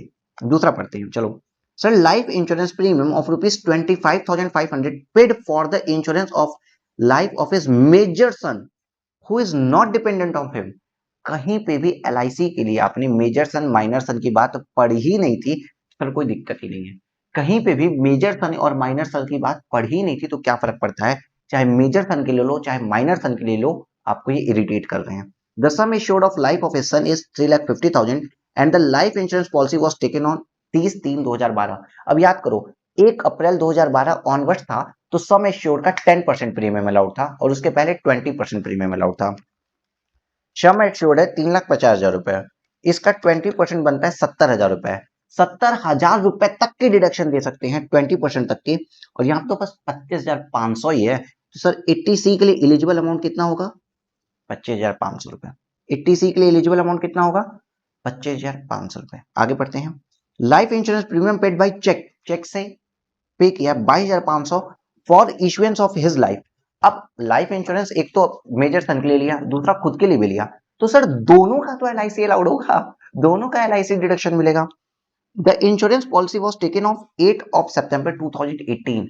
सर सितंबर 18 को आपने लिया है, सितंबर 18, ठीक है, मतलब 1/4/2012 ऑनवर्ड्स अगर लेते हो तो सम एश्योर्ड के 10% तक की डिडक्शन अलाउड होती है। तो and the sum assured is 2 lakh rupees, तो प्रीमियम 22,500 है, सम एश्योर्ड का 10% आता है 20,000 रुपीस, तो सम एश्योर्ड का 10% और premium which ever is lower उतनी की डिडक्शन मिलेगी। तो यहाँ पे 22,000 की डिडक्शन नहीं मिलेगी, 20,000 की डिडक्शन मिल जाएगी। तो सर 80C में 20,000 और अलाउड हो जाएगा। तो सर ये 20,500 और 20,000, सर यहाँ पे आपको 45,500 की 80C के अंदर डिडक्शन मिल जाएगी। इतना क्लियर है? और देखते हैं सर आइए देखते हैं 80C के लिए, देखते हैं सर क्या लिखा है। 80C का डिडक्शन यहाँ पे क्या लिखा है, 45,500। यहाँ पे सर 80C की डिडक्शन अलाउड हुई है, कैसे और पढ़ा देते हैं। As per section 80C no deduction is allowed in respect of premium paid to life insurance of parent. Life insurance of parent के लिए कोई डिडक्शन मिलती ही नहीं है, whether they are dependent or not. Therefore, no deduction is allowed in respect of 25,000 रुपए paid as a premium of the life insurance dependent parents. Parents के लिए कोई भी प्रीमियम अलाउड है ही नहीं under section 80C। In respect of insurance policy issued on or after 1st April 2012, deduction shall be allowed for the life insurance premium paid only to the extent of 10% of sum assured. In this case, the insurance policy is issued before 1st April 2012. 20% premium का allowed होता है, ठीक है sir. Therefore, in the present case, by 25,500 allowed in full in respect of the life insurance of Gurnam Sons, since the insurance policy was issued before 1st April 2012 and the premium amount is less than rupees 20% of 3,50,000, 70,000 और 25,500 whichever is lower. और however in the respect of premium paid to insurance policy of Mr. Gurnam, उनको 10% तक का deduction allowed है 2 लाख पे, क्योंकि वो policy उन्होंने 1/4/2012 के बाद ली है. कुछ भी ऐसा था क्या जो आपको नहीं पता था? इतना लिखा मैंने आपको यहाँ पे ओरली बता दिया. आप देखो यार, जब आप सॉल्व करोगे ना एग्जाम में, तो आप इस तरीके से ओरल सॉल्व करने के लिए एलिजिबल हो जाओगे. अगर जैसे मैंने पढ़ाया वैसे पढ़े हो, ओरल सॉल्यूशन करने के लिए आप एलिजिबल हो जाओगे, इस बात की गारंटी मैं देता हूं. आगे पढ़ते हैं sir. Premium of rupees 26,000 paid by cheque for health insurance of self and his wife. Wife और खुद की हेल्थ इंश्योरेंस के लिए उन्होंने 26,000 रुपए का प्रीमियम पे किया है. सर यहाँ पे ये 80D के बारे में बात कर रहे हैं और हमने आपको पढ़ाया है 80D के अंदर क्या होता है, 25,000 रुपए तक का अलाउड होता है अगर आप सीनियर सिटीजन नहीं है. ये 42 ईयर के हैं, तो सर यहाँ पे इसके लिए लिमिट लग गई 25,000 रुपए. आगे पढ़ा जाए. 1,500 paid in cash for health checkup, for his health checkup. तो उनके लिए क्या है भैया, प्रीमियम प्लस अगर वो इस फंड में हेल्थ स्कीम में हेल्थ फंड में पैसा डाला है, प्लस प्रिवेंटिव हेल्थ चेकअप, याद करो वो ब्लॉक, तीनों मिला के 25,000 मिलता है. इट मीन सर ये 1,500 तो मिल ही नहीं सकता, क्योंकि 25,000 ऑलरेडी एग्जॉस्ट हो चुके हैं. साथ ही साथ पेरेंट्स के लिए भी तो 25,000 मिलता था, और अगर पेरेंट्स आपके सीनियर सिटीजन है तो 50,000 रुपए, और प्रिवेंटिव हेल्थ चेकअप का खर्चा कभी भी 5,000 रुपए से ज्यादा नहीं होगा. तो sir and 4,500 paid in cheque for preventive health checkup for his parents who are senior citizen. तो सर यहाँ पे 4,500 रुपए का तो और अलाउड हो जाएगा ना. Preventive health checkup for parents, याद करो वो डायग्राम कहीं ना कहीं तो बनाया ही होगा आपने. 65, एक सेकेंड बच्चे दिखा देते हैं आपको.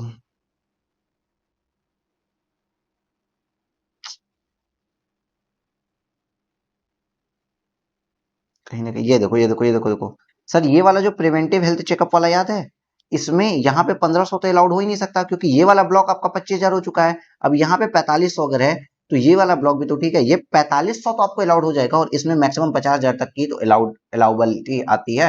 समझ में आ गया होगा भाई, ये फोटो देखते ही याद आ चुका होगा, क्योंकि इतना ज्यादा अगर बताएंगे तो आपका कोर्स कैसे कंप्लीट कराएंगे.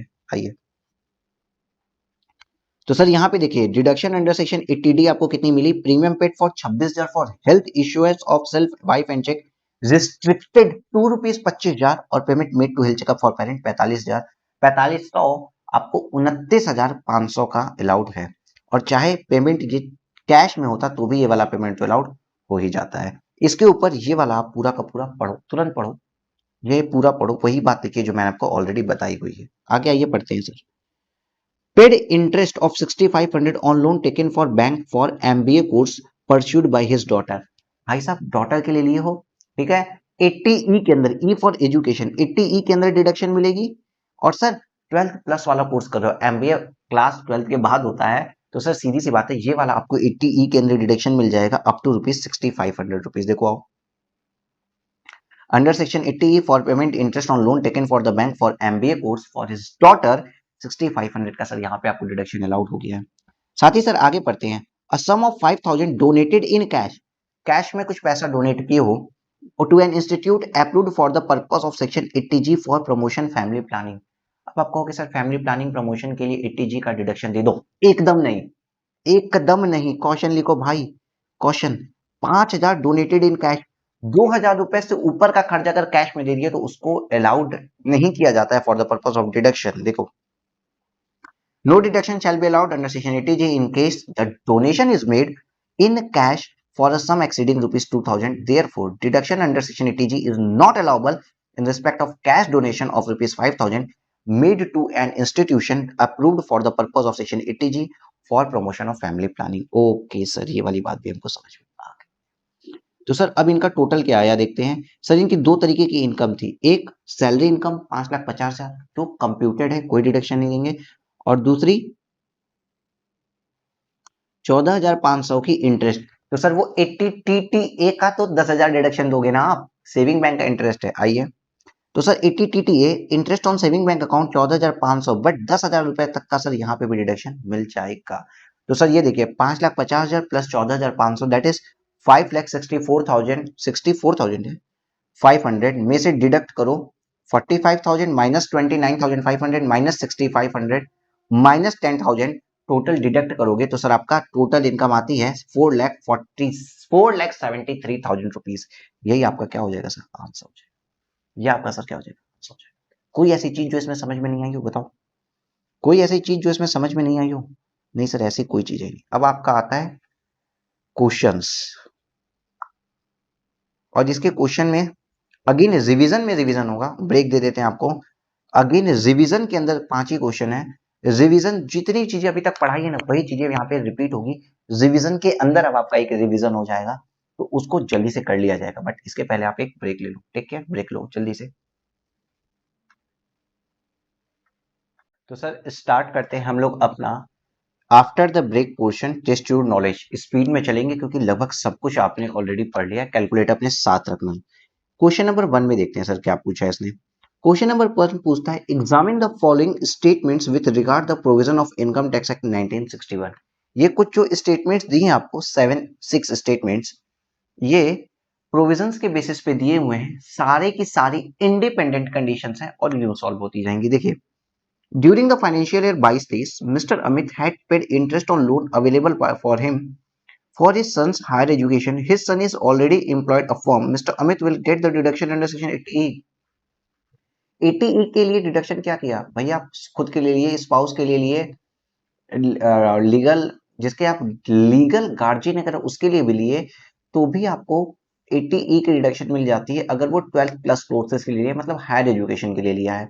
तो सर इससे कोई फर्क नहीं पड़ता जिसके लिए आपने लिया वो कहीं और एम्प्लॉयड या नहीं है, अगर आपने उसका इंटरेस्ट का रिपेमेंट किया है तो 80E की डिडक्शन मिल जाती है। तो sir this statement is correct. कैसे करेक्ट है? The deduction under section 80 available to an individual in respect of interest on loan. याद रखना कई जगह क्वेश्चन में प्रिंसिपल के लिए बोलेगा तो भाई प्रिंसिपल के लिए नहीं मिलता है। Interest on loan taken for his higher education on for the higher education of his relative, खुद के लिए ले या रिलेटिव्स के हायर एजुकेशन के लिए ले। For this purpose relative means spouse, children or individuals. Spouse and children of individual. Therefore, Mr. Amit will get the deduction under section 80E in respect of interest on loan available by him for his son's higher education. It is immaterial. इससे कोई मतलब नहीं है कि son already employed in a firm. This would not affect the Amit's eligibility for under section 80E। तो याद रखना है 80E की एलिजिबिलिटी आपको बहकाने की कोशिश की जाएगी कि वो फॉर्म में काम कर रहा है नहीं कर रहा है। सेम क्वेश्चन इलस्ट्रेशंस में कर चुके हैं, डिडक्शन मिल जाएगी। Question 2, subscription of notified bond NABARD would qualify the deduction under section 80C। 80C की जो मैंने 23 आइटम या 24 आइटम की लिस्ट लिखी थी उसके अंदर नाबार्ड के बॉन्ड्स हैं, तो 80C के लिए ये क्या होता है सर, एलिजिबल होता है। दिस स्टेटमेंट इज करेक्ट, खुद पढ़ना। तीसरा क्या लिखा है, in order to eligible to claim deduction under section 80C, 80C में डिडक्शन क्लेम करने के लिए इन्वेस्टमेंट, कंट्रीब्यूशन या सब्सक्रिप्शन आप जो भी करोगे इज एलिजिबल और approved modes would be made out of income chargeable to tax. अगर आपने 80C में कुछ भी किया, इन्वेस्टमेंट, सब्सक्रिप्शन या कुछ भी किया, वो करने के लिए आपको कोई भी सोर्स जो है वो टैक्सेबल सोर्स ही यूज करना है क्या? एग्जेम्प्ट इनकम के सोर्स से नहीं कर सकते क्या? भाई ये कहाँ पढ़ा था, कहीं ऐसा पढ़ा ही नहीं है। तो सर ये बात इनकरेक्ट है, ये बात नॉट करेक्ट है, ये स्टेटमेंट नॉट करेक्ट है। शुड बी मेड, जरूर है मेड करना, out of income chargeable to tax, कहीं नहीं पढ़ा हमने, तो it is a not correct statement. देखो क्या लिखा है, the statement is not correct, there is no stipulation under section 80C that the investment subscription should be made out of income chargeable to tax, ऐसा कहीं लिखा ही नहीं था। भाई ये पूरी पूरी गलत बात है। नेक्स्ट बोलते हैं what where an individual repay sum of 30,000 toward principal payment. किसी इंडिविजुअल ने 40,000 रुपए प्रिंसिपल पेमेंट के लिए और 14,000 as a interest in respect of loan taken from a bank pursuing eligible higher studies, और 14,000 रुपए किसी ने एजुकेशन लोन लिया था, इंडिविजुअल ने 30,000 रुपए किस लिए दिया, प्रिंसिपल रिपेमेंट, और 14,000 रुपीज किस लिए दिया, इंटरेस्ट अमाउंट के लिए, ठीक है। The deduction allowable under section 80E is 44,000। गलत बात है सर, अभी मैंने बोला कि प्रिंसिपल का तो डिडक्शन मिलता ही नहीं है, सिर्फ और सिर्फ 14,000 इंटरेस्ट पोर्शन का ही डिडक्शन मिलेगा। तो ये स्टेटमेंट अगेन गलत लिखा हुआ है, देखिए the statement is not correct. Deduction under section 80E is respect of interest paid on education loan, hence the deduction will be limited to rupees 14,000 only. 80E के अंदर एजुकेशन लोन के लिए सिर्फ इंटरेस्ट कंपोनेंट का deduction मिलता है, principal का कोई डिडक्शन नहीं मिलता है। इलस्ट्रेशन पॉइंट नंबर 5 देखते हैं। Miss Sheela widow of Mister Satish. Mister Satish की विडो है Miss Sheela, who was an employee of Mr. X Messrs XYZ Limited, received 7 lakh on 1st of May 2022, being amount standing on the credit of Mr. Satish in NPS account। अब देखो, Sheila madam जो थी वो, उनका जो husband था वो XYZ limited में काम करता था, हस्बैंड की डेथ हो गई, और हस्बैंड का जो एनपीएस अकाउंट था ना, उसमें क्रेडिट पड़ा था 7 लाख रुपए, 7 लाख रुपए, चलो हम गलती से करोड़ लिख रहे थे, 7 लाख रुपए हस्बैंड के अकाउंट में क्रेडिट पड़ा है, क्रेडिट पड़ा हुआ है, ठीक है। In respect of which deduction has been allowed under section 80CCD to Mister Satish in the earlier previous year. तो भैया सतीश जी जब एनपीएस में अपना कंट्रीब्यूशन करते थे तो डिडक्शन क्लेम करते थे, ठीक है। सतीश जी की मौत हो चुकी है, सतीश जी की मौत हो चुकी है, लेकिन जो उनका एनपीएस अकाउंट है उसमें 7 लाख रुपए का क्रेडिट पड़ा है, और जब वो एनपीएस में पैसा डालते थे ना तो 80 का क्लेम लेते थे, 80 की सीरीज का जो 80CCD का डिडक्शन का क्लेम करते थे, ओके। अब such amount received by her as a nominee on closure of account is deemed to be the her income for assessment at each office. भाई साहब अकाउंट में पैसे पड़े हैं और ये नॉमिनी है, अकाउंट क्लोज हो रहा है, तो क्या हम बता देंगे कि इनकी इनकम हो गई? हस्बैंड की डेथ हो गई, हस्बैंड के अकाउंट का पैसा अब इनको मिल रहा है, हस्बैंड की डेथ हो गई, हस्बैंड का अकाउंट क्लोज करके ये पैसा ले रही है, तो इनकी इनकम थोड़ी ही है भाई, वो तो बस नॉमिनी का पैसा इनको मिल रहा है, इनकम थोड़ी हो रखी है। तो सर क्या ये income deemed to be income होगी? तो भाई साहब ये बात गलत है, डीम्ड टू बी इनकम नहीं होती है। The statement is not correct. The provision of section 80CCD3 provide that the amount received by nominee, amount जो भी नॉमिनी को मिलता है on closure of NPS account on the death of SSC, SSC के death पे NPS account को close करने पे जो भी अमाउंट मिलता है shall not be deemed to be the income on the nominee. Hence, amount received by Miss Sheila would not be deemed to be the income for the assessment year 23-24। इसलिए भाई वो कोई इनकम है ही नहीं, क्या income है ही नहीं? Is it clear? हाँ सर। नेक्स्ट क्वेश्चन बोल रहा है आपसे, और इस क्वेश्चन को ना लर्न कर लो, थोड़ा सा यहाँ रट्टा लगाना पड़ता है, इस वाले क्वेश्चन में थोड़ा सा आपको रट्टे की नीड पड़ेगी, ठीक है सर जी। Mister Vishal a central government employee contribute 50,000 to a tier 2 account of NPS, the same would be eligible for deduction under section 80CCD। तो याद रखना भाई यहाँ पे इनकरेक्ट है, ये आपको याद करना पड़ेगा। 80CCD के लिए टायर 1 अकाउंट होना चाहिए, 80CCD के लिए टायर 1 का अकाउंट होना चाहिए, ये बात आपको याद रखनी होगी। 80CCD के लिए टायर 1 का अकाउंट होना चाहिए, और अगर टायर 2 अकाउंट है तो 80C के अंदर डिडक्शन मिलती है, देख लो। Contribution of Tier 2 account of NPS would be qualify for deduction under section 80C and not under section 80CCD। अगर 80CCD के अंदर आपको डिडक्शन लेनी है तो टायर 1 अकाउंट में आपको कंट्रीब्यूट करना पड़ेगा, इस बात को थोड़ी सी बात को याद रखना पड़ेगा। चलिए सर क्वेश्चन नंबर 2 पढ़ते हैं। क्वेश्चन नंबर 2 बहुत ज्यादा इजी क्वेश्चन, एक ही सेक्शन पे है पूरी question. Rajan has to pay examine examine the allowability of the following. Allowability बताइए कि कौन सा खर्चा अलाउड है, कौन सा नहीं अलाउड है। Rajan has to pay to a hospital for treatment of 62,000 and spent nothing for life insurance और for the maintenance of dependent disable. याद करो वो वक्त जब मैंने बढ़ाया था कि सर हमारी जो सरकार है कभी कभी बहुत अच्छे रूल्स बनाती है कि आपने उसके हेल्थ इंश्योरेंस या मेंटेनेंस में कहीं कुछ खर्चा कितना भी किया हो, अगर वो डिसेबल है तो 75,000 रुपीज की स्टैंडर्ड डिडक्शन मिलती है, और सीवियर डिसेबिलिटी है जो कहती है 80% और मोर की डिसेबिलिटी है तो 1,25,000 रुपीज तक की स्टैंडर्ड डिडक्शन मिलती है, भले ही आप 10,000 रुपया ही खर्चा क्यों न किया हो। तो गवर्नमेंट आपको मोटिवेट करती है कि भाई डिसेबल की मदद करो। याद आ रहा है वो सेक्शन? हाँ सर, उसी के ऊपर क्वेश्चन है, देखो। The deduction of rupees 75,000 under section 80 double D is allowed irrespective of the amount of expenditure incurred or paid by the SSE, चाहे जो भी खर्चा किया उससे कोई मतलब नहीं है. If the expenditure is incurred in respect of dependent with a severe disability, the deduction allowable of rupees 1,25,000 rupees. जो चीजें पढ़ी है ना उसी का अगेन रिवीजन हो रहा है और कुछ भी अलग नहीं है इसमें. नेक्स्ट क्वेश्चन अगर आप देख लीजिए सर, तो नेक्स्ट क्वेश्चन और भी अच्छा है. राजा, a resident Indian, has spent nothing for treatment in the previous year and deposit 25,000 with LIC for the maintenance of dependent disabled. हमने क्या बोला था, अगर याद करो कि भाई बाहर रहते हो, अगर LIC को केवल मेंटेनेंस के लिए कुछ अमाउंट भी दिया है ना उस डिसेबल के, तो भी आपको स्टैंडर्ड डिडक्शन मिल जाती है. याद आ रहा है?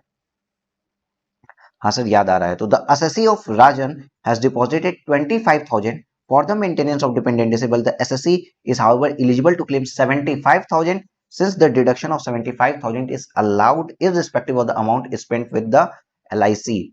आपने LIC को कोई पैसा दिया हो, लेकिन अगर सीवियर डिसेबिलिटी है तो भैया वही अमाउंट बढ़ के 1,25,000 रुपए हो जाता है. Again Rajan has incurred 20,000 for treatment and 25,000 was deposited with LIC for maintenance of dependent disable. भाई साहब यहाँ पे इन्होंने बोला ना 20,000 रुपए ट्रीटमेंट में और 25,000 रुपए, 20,000 रुपए मेंटेनेंस में और 25,000 रुपए ट्रीटमेंट में खर्चा करते हैं. नहीं, 20,000 रुपए ट्रीटमेंट में, 25,000 रुपए मेंटेनेंस में खर्चा करते हैं. टोटल 45,000 रुपीज खर्चा कर रहे हैं. अगेन कोई मतलब नहीं है सर. 75,000 रुपए की स्टैंडर्ड और अगर सीवियर डिसेबिलिटी है तो 1,25,000 रुपए की आपको डिडक्शन मिलती है under section 80DD. Next question बोलता है payment of 50,000 by cheque to an electoral trust by an Indian company. हाँ सर इसकी भी डिडक्शन मिल जाएगी 80GGB सेक्शन में. किस लिए? इलेक्टोरल ट्रस्ट को जो भी पैसा दिए हो any mode other than cash के अंदर. Amount paid by an Indian company to an electoral trust is eligible, वो इलिजिबल होता है for the deduction under section 80GGB from gross total income since such payment is made otherwise than by way of cash. Is it clear? हाँ sir clear है. Sir next question को करने के पहले आते हैं पीछे से भी कुछ क्वेश्चन पढ़ लेते हैं. क्वेश्चन नंबर 5 कर लेते हैं सर. आइए क्वेश्चन नंबर 5 पढ़ते हैं. ओ थोड़ा इजी क्वेश्चन है. Question number 5, compute the eligible deduction under chapter 6A for the assessment year 23-24 of miss Roma aged 40 year. याद रखना है हमको इनकी एज कितनी है? 40 साल. पहला क्वेश्चन पढ़ते पढ़ते पिक कर लो इंपॉर्टेंट पॉइंट्स को. 40 साल की एज है. Who has a gross income of 15 lakh for the assessment year 23-24 and provide the following information about her investment payment during the previous year 23-24. Sir gross total income भी हमको पता चल चुका है कि 15 लाख है मोहतरमा की. मैडम की ग्रॉस टोटल इनकम है 15 लाख रुपए, कोई इशू नहीं. अब आपको समझना है कि भाई इनको क्या डिडक्शन मिलनी है, कौन सी डिडक्शन मिलनी है, काय को मिलनी है, क्यों मिलनी, कब मिलनी, कितनी मिलनी है. ओके सर बात करते हैं तो लाइफ इंश्योरेंस प्रीमियम की. इन्होंने पेड किया है policy taken on 31 March 2012 and sum issued is 4,40,000 रुपए. सर डिडक्शन कितने की मिलेगी आप मुझे बताओ पहले. सर 35,000 रुपए प्रीमियम है और चूंकि 1/4/2012 के पहले का है तो 20% ऑफ सम इश्यूड तक का डिडक्शन दे सकते थे. तो 440 का 20% आता है 88,000 रुपीज. अगर प्रीमियम 35,000 है तो सर 80C के अंदर क्या 35,000 का डिडक्शन मिल जाएगा? हाँ सर एलिजिबल है. आगे पढ़ते हैं. Public provident fund contribution 1,50,000. Sir क्या 80C के अंदर पूरा का पूरा 1,50,000 का डिडक्शन दिया जा सकता है? जी हाँ. आगे पढ़ते हैं. Repayment of housing loan to BM bank Bangalore. Repayment of housing loan, interest of housing loan आपका 24B में जाता था हाउस प्रॉपर्टी हेड में, लेकिन प्रिंसिपल अमाउंट का रीपेमेंट 80C के अंदर जाता था. तो सर क्या ये 20,000 रुपीज भी 80C में डिडक्शन के लिए एलिजिबल है? जी हाँ सर 20,000 रुपीज भी एलिजिबल हो गया है. अब मजा आएगा. Payment of LIC pension fund. Sir 80C नहीं, 80CCC. याद करो UTI या म्यूचुअल फंड को देते थे तो 80C के अंदर, लेकिन पेंशन फंड अगर आपने इंश्योरेंस कंपनी को दी है तो 80CCC के अंदर आपको डिडक्शन मिलता था. तो सर यहाँ पे आपको 80CCC की बात करते हैं और वो आ गई 1,40,000 रुपए. इतना क्लियर है? हाँ सर क्लियर है. सर एक बात और याद रखना, आपने एक सेक्शन पढ़ी है 80CCE जिसने ये बोला था कि 80C plus 80CCC plus 80CCD1 इन तीनों को मिला के मैक्सिमम डिडक्शन कितना दे सकते हैं हम? 1,50,000 रुपए. तो सर यहाँ पे अगर आप देखिए, सर यहाँ पे देखिए जरा 80C 35,000 रुपए प्लस 1,50,000 प्लस 20,000 प्लस 1,40,000। 80C की ही मैक्सिमम डिडक्शन 1,50,000 है, यहीं पे क्रॉस कर गए आप। और 80 ट्रिपल सी भी 1,40,000, कुछ भी कर लो। 80CCE ये वाली सेक्शन आके बोलेगी कि मैक्सिमम डिडक्शन 1,50,000 मिल सकती है। देखिए आइए, आजा मेरे राजा आजा। Computation of eligible deduction under chapter 6A for miss Roma for the assessment year 23-24। Deduction under section 80C। Life insurance premium paid 35,000 रुपए का डिडक्शन मिलेगा। क्यों? क्योंकि 20% वाली लिमिट के अंदर अंदर है। पब्लिक प्रोविडेंट फंड 1,50,000 की डिडक्शन मिलेगी और रीपेमेंट ऑफ हाउसिंग लोन 20,000 की डिडक्शन मिलेगी। टोटल 80C सेक्शन की डिडक्शन आपकी हो गई है 2,05,000 रुपए, लेकिन रिस्ट्रिक्टेड टू रुपीज 1,50,000 होती है। हाँ सर, इतना क्लियर है हमको, इतना हम क्लियर भी और हम इतना शो भी कर देंगे। उसके बाद deduction under section 80 triple C for payment of LIC pension fund, insurance company भी दी है, तो सर 1,40,000 का यहाँ डिडक्शन, टोटल डिडक्शन आ गया 2,90,000। But sir 80CCE aggregate deduction under section 80C 80 triple C और 80CCD1 रिस्ट्रिक्टेड टू रुपीज 1,50,000 है, इसलिए 1,50,000 तक की डिडक्शन मिलेगी। 15 लाख के इनकम के अंदर आपको टोटल यहाँ पे 1,50,000 रुपए तक की डिडक्शन अभी आपको मिल रही है। 80C के अंदर आपको कितनी डिडक्शन मिल गई? 1,50,000 रुपए की। ठीक ठीक है, टोटल डिडक्शन 1,50,000 रुपए की मिली। 15 लाख आपका ग्रॉस टोटल इनकम है। आगे पढ़ लें सर कुछ चीजें? हाँ सर, आगे भी पढ़ा दो आप। चलिए सर आगे पढ़ते हैं। Mediclaim policy taken for self wife and dependent children, policy paid by cheque. Dependent children, वो गोद में बच्चा था, ठीक है। अगर आपकी एज कितनी है? 40 ईयर्स, ओके सर, तो आपको 25,000 रुपए तक की लिमिट अलाउड है। यहाँ 30,000 का प्रीमियम है, कोई मतलब नहीं बनता सर, यहाँ पे 30,000 का प्रीमियम है, कोई मतलब नहीं बनता। 80D सेक्शन के अंदर 25,000 रुपए तक की अलाउड है। नेक्स्ट क्या बोला इन्होंने? Medical premium, medical insurance premium paid by cheque for parents senior citizen. अगर आप अपने पेरेंट्स के लिए भी हेल्थ इंश्योरेंस लेते हो तो 50,000 रुपए तक का डिडक्शन आपको अलाउड होता है। ये 52,000 नहीं अलाउड होगा सर, यहाँ पे 50,000 रुपए अलाउड हो जाएगा। तो सर 80D सेक्शन के अंदर आपको कितनी डिडक्शन मिल गई? 75,000 रुपीज। क्लियर हो रहा है? हाँ सर, यहाँ पे कितनी डिडक्शन मिल गई? 75,000 रुपीज। ये 80C के अंदर मिली, 80CCE इवन हम कहेंगे, और इसको हम कहेंगे 80D। आइए सर दिखा देते हैं आपको। बॉस इधर आओ। Deduction under section 80D, payment of medical insurance premium of 30,000 toward principal policy taken for self wife and dependent children restricted to 25,000 रुपए, और medical insurance premium paid of rupees 52,000 for the parent being senior citizen restricted to 50,000, 75,000 deduction मिल गई। Eligible deduction कितनी है? 2,25,000 रुपए। Sir यहाँ कुछ अलग लिखे थे क्या? 150 प्लस 75 कितना होता है? 2,25,000 रुपए। सर इतना इजी क्वेश्चन है, जब आपको पढ़ा दिया जाएगा ना तो आपको इस तरीके से सब चीजें इतनी इजी लगेंगी, आपको चीजें सबको समझ में आएंगी। इस तरीके से चीजें आपको इतनी ज्यादा इजी लगेंगी और सब कुछ आपको समझ में आएगा। इतना क्लियर है? हाँ सर क्लियर है। सर क्वेश्चन नंबर 4 भी करा दो ना, बैठे ही तो हैं हम लोग। चलिए सर क्वेश्चन नंबर 4 देख लेते हैं, आइए। क्वेश्चन नंबर 4 क्या कहता है? मिस्टर, करना क्या है पहले ये देखो, compute the total income of Mister Rajmohan, Mister R, for the assessment year 23-24 assuming that he does not opt for section 115 BAC। मतलब सर हमको टोटल इनकम निकालना है यहाँ पे। ग्रॉस टोटल इनकम है, टोटल इनकम मतलब सारी डिडक्शंस देने के बाद। ओके सर जी। Mister R whose gross total income is 6,40,000 for the financial year 22-23 furnish you the following information। ठीक है, 6 लाख, देखिए क्या बोला इनको, ग्रॉस टोटल इनकम 6,40,000 है, कोई मतलब नहीं। Stamp duty paid for acquisition of residential house self occupied 50,000 रुपए। सर ये तो 80C की डिडक्शन में कवर होता है। हाँ सर, ये तो 80C की डिडक्शन में कवर होता है, तो ठीक है, उठाओ 80C के ब्लॉक में लगा दो इसको, 80C की डिडक्शन हो गई।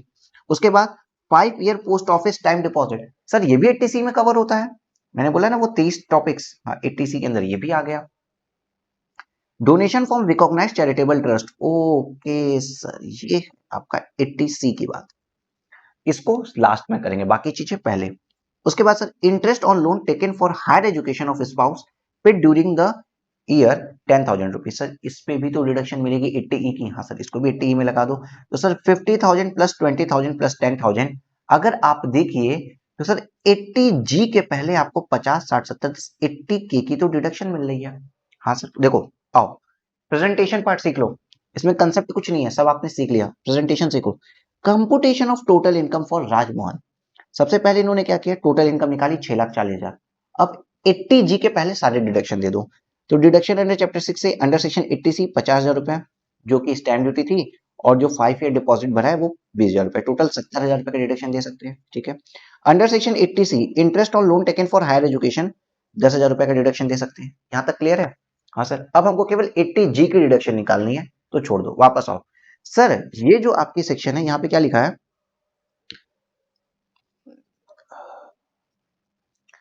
सर इस सेक्शन में अगर आप पढ़े तो यहाँ पे लिखा है donation of recognised charitable trust. Recognised charitable trust को जो भी हम डोनेशन देते हैं, 25,000 रुपए का हमने डोनेशन दिया है, which is eligible for deduction under section 80G at applicable rate. भाई चैरिटेबल ट्रस्ट को जब हम भी कुछ भी देते हैं तो ये 80G के किस क्राइटेरिया में गया, याद करो, 80G के किस क्राइटेरिया में गया सर, इसके लिए 50% ही अलाउड है। डिडक्शन का 50%, सॉरी एक्सपेंस का जितना भी डोनेशन दिया 50% ही डोनेशन का डिडक्शन मिलता है। 50% ऑफ डोनेशन का ही डिडक्शन मिलता है। क्यों? रिकॉग्नाइज्ड चैरिटेबल ट्रस्ट में दिए हो डोनेशन। साथ ही सर ये कौन सा वाला पार्ट था सर, 10 क्वालिफाइंग लिमिट का, ये आपका subject to qualifying limit, subject to qualifying limit नहीं समझ में आ रहा है ना, 86 पेज है। सब्जेक्ट टू क्वालिफाइंग लिमिट, देखो देखो देखो यहाँ पे पेन उठा रहा हूं। सब्जेक्ट टू क्वालिफाइंग लिमिट में 50% वाले में ही आ रहा है ये, सब्जेक्ट टू क्वालिफाइंग लिमिट में 50% वाले में ही आ रहा है। क्वालिफाइंग लिमिट क्या होती थी, gross total income minus all deduction except 80G, जो अमाउंट आया वो एडजस्टेड ग्रॉस टोटल इनकम, उसका 10% ही क्वालिफाइंग लिमिट हुआ करता था।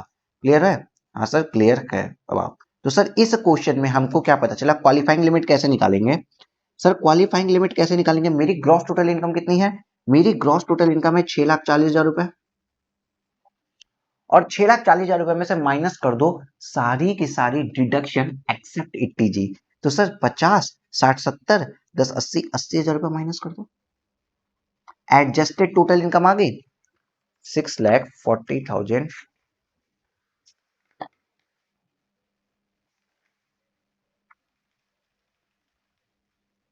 6,40,000 माइनस 80,000 दैट इज 5,60,000 रुपीज आ गई एडजस्टेड टोटल इनकम, 5,60,000। तो क्वालिफाइंग लिमिट कितनी हो गई, 10% of adjusted total income that is 56,000 rupees. इतना क्लियर हो रहा है ना? 56,000 रुपए तक की डोनेशन कर सकते थे भाई साहब। देखो ये तो आपकी 5,60,000 रुपीज आ गई क्या, एडजस्टेड टोटल इनकम।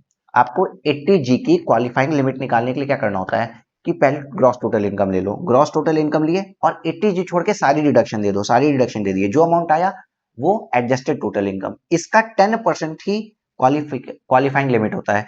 तो क्वालिफाइंग लिमिट आई 56,000 रुपए, 56,000 रुपए तक डोनेशन दे सकते थे, भाई साहब ने केवल 25,000 रुपए डोनेशन दिया, तो विद इन क्वालिफाइंग लिमिट है। हाँ सर, तो ये ओके है, 25,000 रुपए तक डोनेशन तो दे सकते थे, लेकिन डिडक्शन कितनी मिलेगी, 50% ऑफ डोनेशन, मतलब 50,000 का 50%, 50,000 का 50% होता है सर 12,500 रुपए की आपको डोनेशन मिल जाएगी, आपको 12,500 रुपए की डोनेशन मिल जाएगी। Is it clear with you?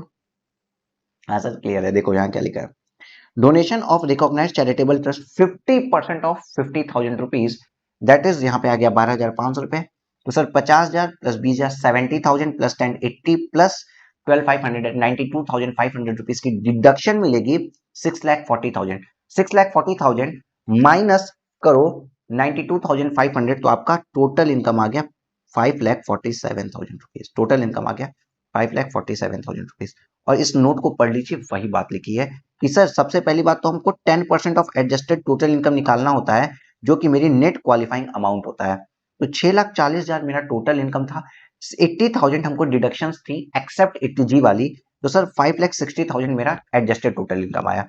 इसका 10% 56,000 मेरी क्वालिफाइंग लिमिट आई, उसके अंडर ही मैंने 25,000 रुपए तक की डोनेशन कर दी है, तो उसका 50% ही डिडक्शन अलाउड होगा, दैट इज 12,500 रुपीज।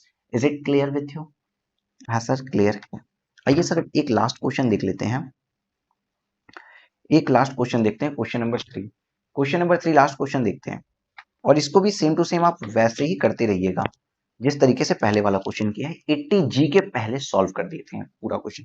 80G वाले के सॉल्यूशन वाले के पहले सारा क्वेश्चन सॉल्व करते हैं। आइए sir, for the assessment year 2023-24 the gross total income of mister Chaturvedi resident in India was 8,18,240 rupees. तो सर ग्रॉस टोटल इनकम कितनी दी है? 8,18,240 रुपए। Mister Chaturvedi who is aged of 70 year old on 31 March 2023 ignore the provision of 115 BSc. 115 BSc को ignore करना है, मतलब deduction सारी लेंगे। और एक बात याद रखना बेटा, इनकी जो एज है ना, ये 70 साल के व्यक्ति हैं, 70 ईयर ओल्ड है। ओके सर, अब आइए, अब मजा आएगा। Which include long term capital gain of rupees 2,45,000 rupees. Long term capital gain के अगेंस्ट डिडक्शन नहीं मिलती है, taxable under section 112, and short term capital gain of 58,000 rupees. अब यहां पे मजा आया। एलिजिबल फॉर डिडक्शन कितना अमाउंट है? अमाउंट एलिजिबल फॉर डिडक्शन बताओ। तो सर देख लीजिए, हमको 8,18,240 रुपए की इनकम है। लॉन्ग टर्म कैपिटल गेन के अंदर चैप्टर 6A की डिडक्शंस नहीं मिलती है, मतलब 2,45,000 रुपए के अगेंस्ट कोई डिडक्शन नहीं मिलेगी। Is it clear? हाँ सर, 2,45,000 के अगेंस्ट कोई डिडक्शन नहीं मिलेगी। दूसरा सर हमने क्या पढ़ा? 112, 112A, 111A और लॉटरी वाली इनकम, कैजुअल इनकम के अगेंस्ट डिडक्शन नहीं मिलती है। Sir short term capital gain के अगेंस्ट तो डिडक्शन मिलती है। ये क्वेश्चन लिखो, गलती से शॉर्ट टर्म कैपिटल गेन को यहां से डिडक्ट मत कर देना। शॉर्ट टर्म कैपिटल गेन के अगेंस्ट डिडक्शन मिलती है भैया, क्वेश्चन है ये point. Short term capital gain के अगेंस्ट डिडक्शन मिलती है। Short term capital gain 111A वाले के अगेंस्ट डिडक्शन नहीं मिलती, लेकिन ये normal short term capital gain के अगेंस्ट डिडक्शन मिलती है। 58,000 के अगेंस्ट डिडक्शन मिलेगी। 58,000 के अगेंस्ट डिडक्शन मिलेगी। तो अमाउंट एलिजिबल फॉर डिडक्शन कितना है? 8,18,240 माइनस 2,45,000 रुपए। प्लीज बताओ कितना आता है? 8,18,240 minus 8,18,240 minus 2,45,000 rupees, that is 5,73,240।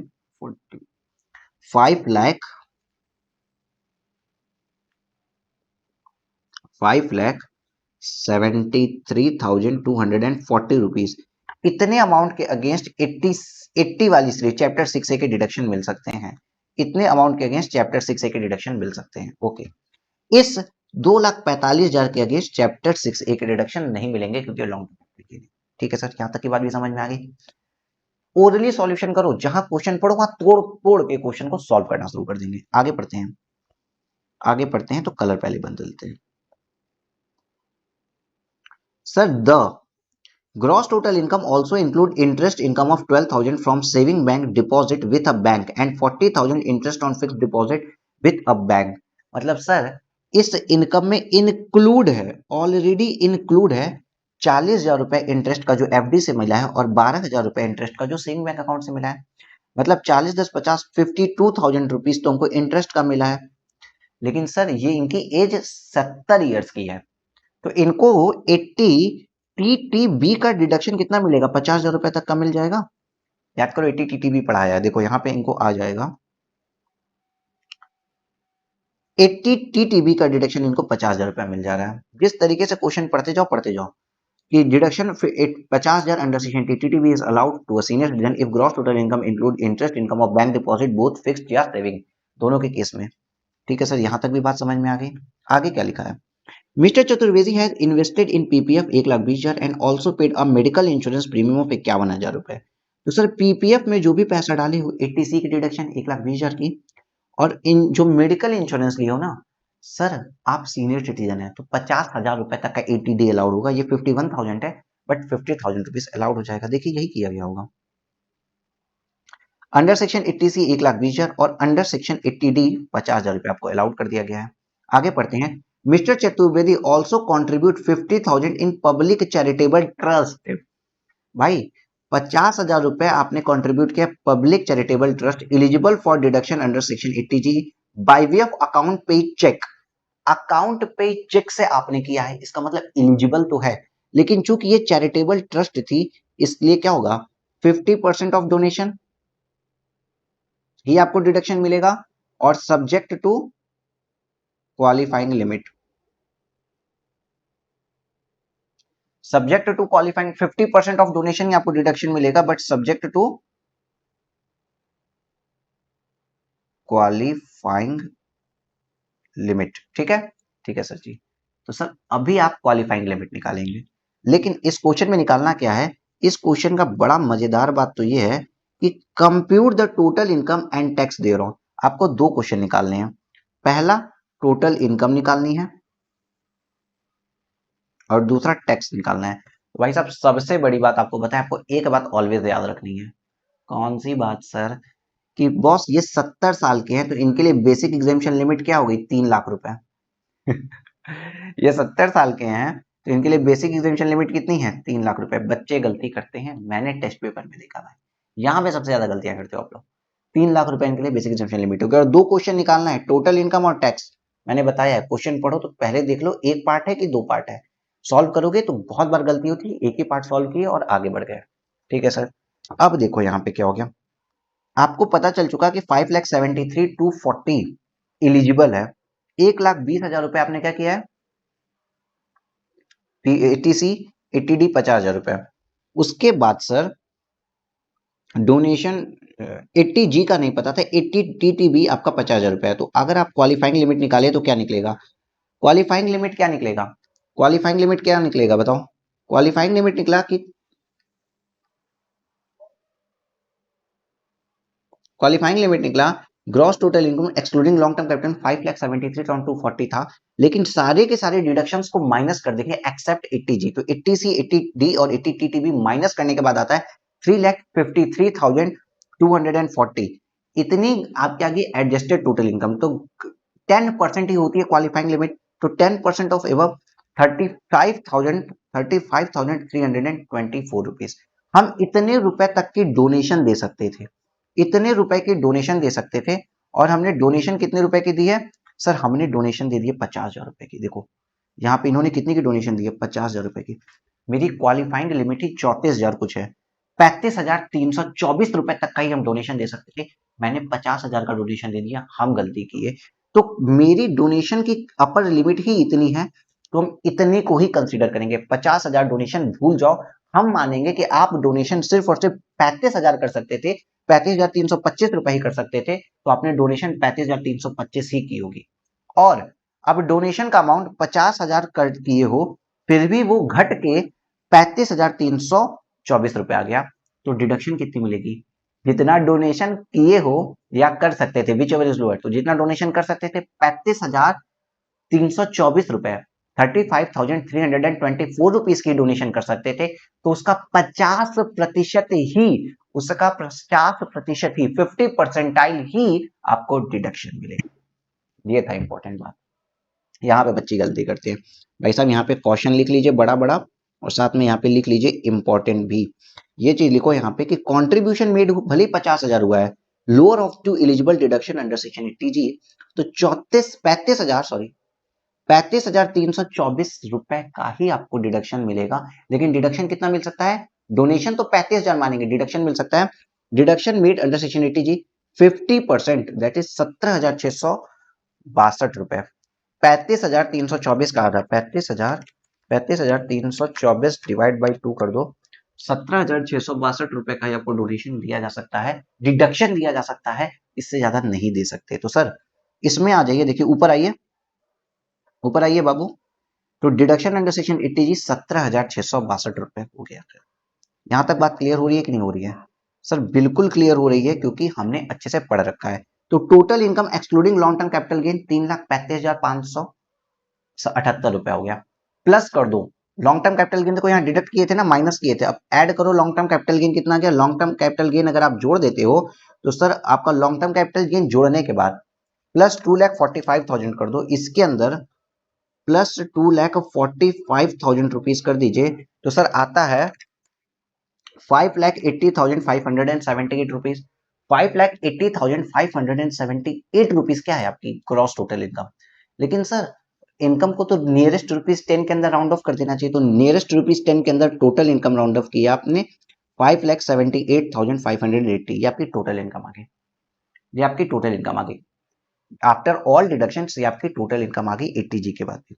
अब सर इसी के ऊपर टैक्स निकालना है, तो सर सबसे पहले जो इनकम स्पेशल रेट से टैक्सेबल होती है उस पर टैक्स लगा दो। तो लॉन्ग टर्म कैपिटल गेन 20% से टैक्सेबल होता है, तो 2,45,000 रुपए लॉन्ग टर्म कैपिटल गेन पे 20% से टैक्स लगा दिया मैंने। ठीक है, अब बैलेंस तो ये सर ये आ गया कितना 49,000। बैलेंस कितना बचा, इसमें से 2,45,000 माइनस करो तो 3,35,580 बचा। इसमें से 3 लाख रुपए तक की तो सर बेसिक एग्जेम्पशन मिल गई, बचा सर 35,580। इसका 5% टैक्स जाएगा, इसका 5% टैक्स कितना बनता है, तो 1779। कैलकुलेट करके देख लो भाई, 5,80,580 में से 2,45,000 माइनस करते हो तो 2,45,000 लॉन्ग टर्म कैपिटल गेन। इतना घटाने के बाद जो इनकम बची वो तुम्हारी बची 3,35,580 रुपए। इसमें पहले तो बेसिक एग्जेम्पशन लिमिट हटाओ, 3 लाख माइनस हुआ तो टैक्स कितने पे लगेगा, 35,580 रुपीज पे। उसका 5% ही तो टैक्स आ रहा है, 5 लाख तक 5% टैक्स है, तो सर 1779 रुपीज आ गया, प्लस 49,000 प्लस 1779, टोटल टैक्स आपके आपके आएगा 50,779 रुपए, 79 रुपए, प्लस हेल्थ एंड एजुकेशन से 4% जुड़ गया, तो सर टोटल टैक्स लाइबिलिटी आपकी आती है 52,810 रुपीज। ये था आपका क्वेश्चन, बहुत इजी क्वेश्चन है। नोट्स में क्या क्या लिखेंगे सर, सबसे पहले आपने 80G की कैलकुलेशन दिखा देनी है, उसके बाद आपको ये बताना है कि जो सीनियर सिटीजन है उसके लिए बेसिक एग्जेम्पशन लिमिट 3 लाख रुपए की है और 80TT भी 50,000 रुपए तक का मिल सकता है। सिर्फ यही 3 नोट्स थे, बाकी इस पूरे के पूरे क्वेश्चंस में कुछ भी नहीं था, कुछ भी नहीं था। आई एक्सपेक्ट कि आपको बहुत मजा आया होगा, और आपका कोई क्वेरी रहती है या कोई भी रिव्यू रहता है तो मैं आपका बेसब्री से इंतजार करूंगा अपने व्हाट्सएप के ऊपर, प्लीज रिव्यूज देना। चलो आज के लिए इतना बहुत करते हैं, टाइम कम बचा है और मजा आपको आ रहा होगा पढ़ने में। टाइम कम बचा है, क्वेश्चन को पूरा करने की स्ट्रेटजी हम रखेंगे और ओरल सॉल्यूशन करेंगे जिससे एग्जाम में हमारा क्वेश्चन पेपर पूरा हो जाए। बोर हो रहे हैं सर, पढ़ने का मन नहीं कर रहा, अब बहुत पढ़ लिया, कितना पढ़ें, डर लग रहा है, वो सब चीजें सबको आती हैं, सबके माइंड में बार बार आती हैं, इग्नोर करना। बस क्या करना, अभी हेल्थ को ध्यान में रखते हुए जितना ज्यादा पढ़ सकते हो पढ़ लेना। पढ़ने का मन नहीं करेगा, वीडियोस को देख लेना, उससे भी इम्प्लाइड वे में इनडायरेक्टली आप पढ़ ही लेते हैं। Take care, bye bye, happy reading.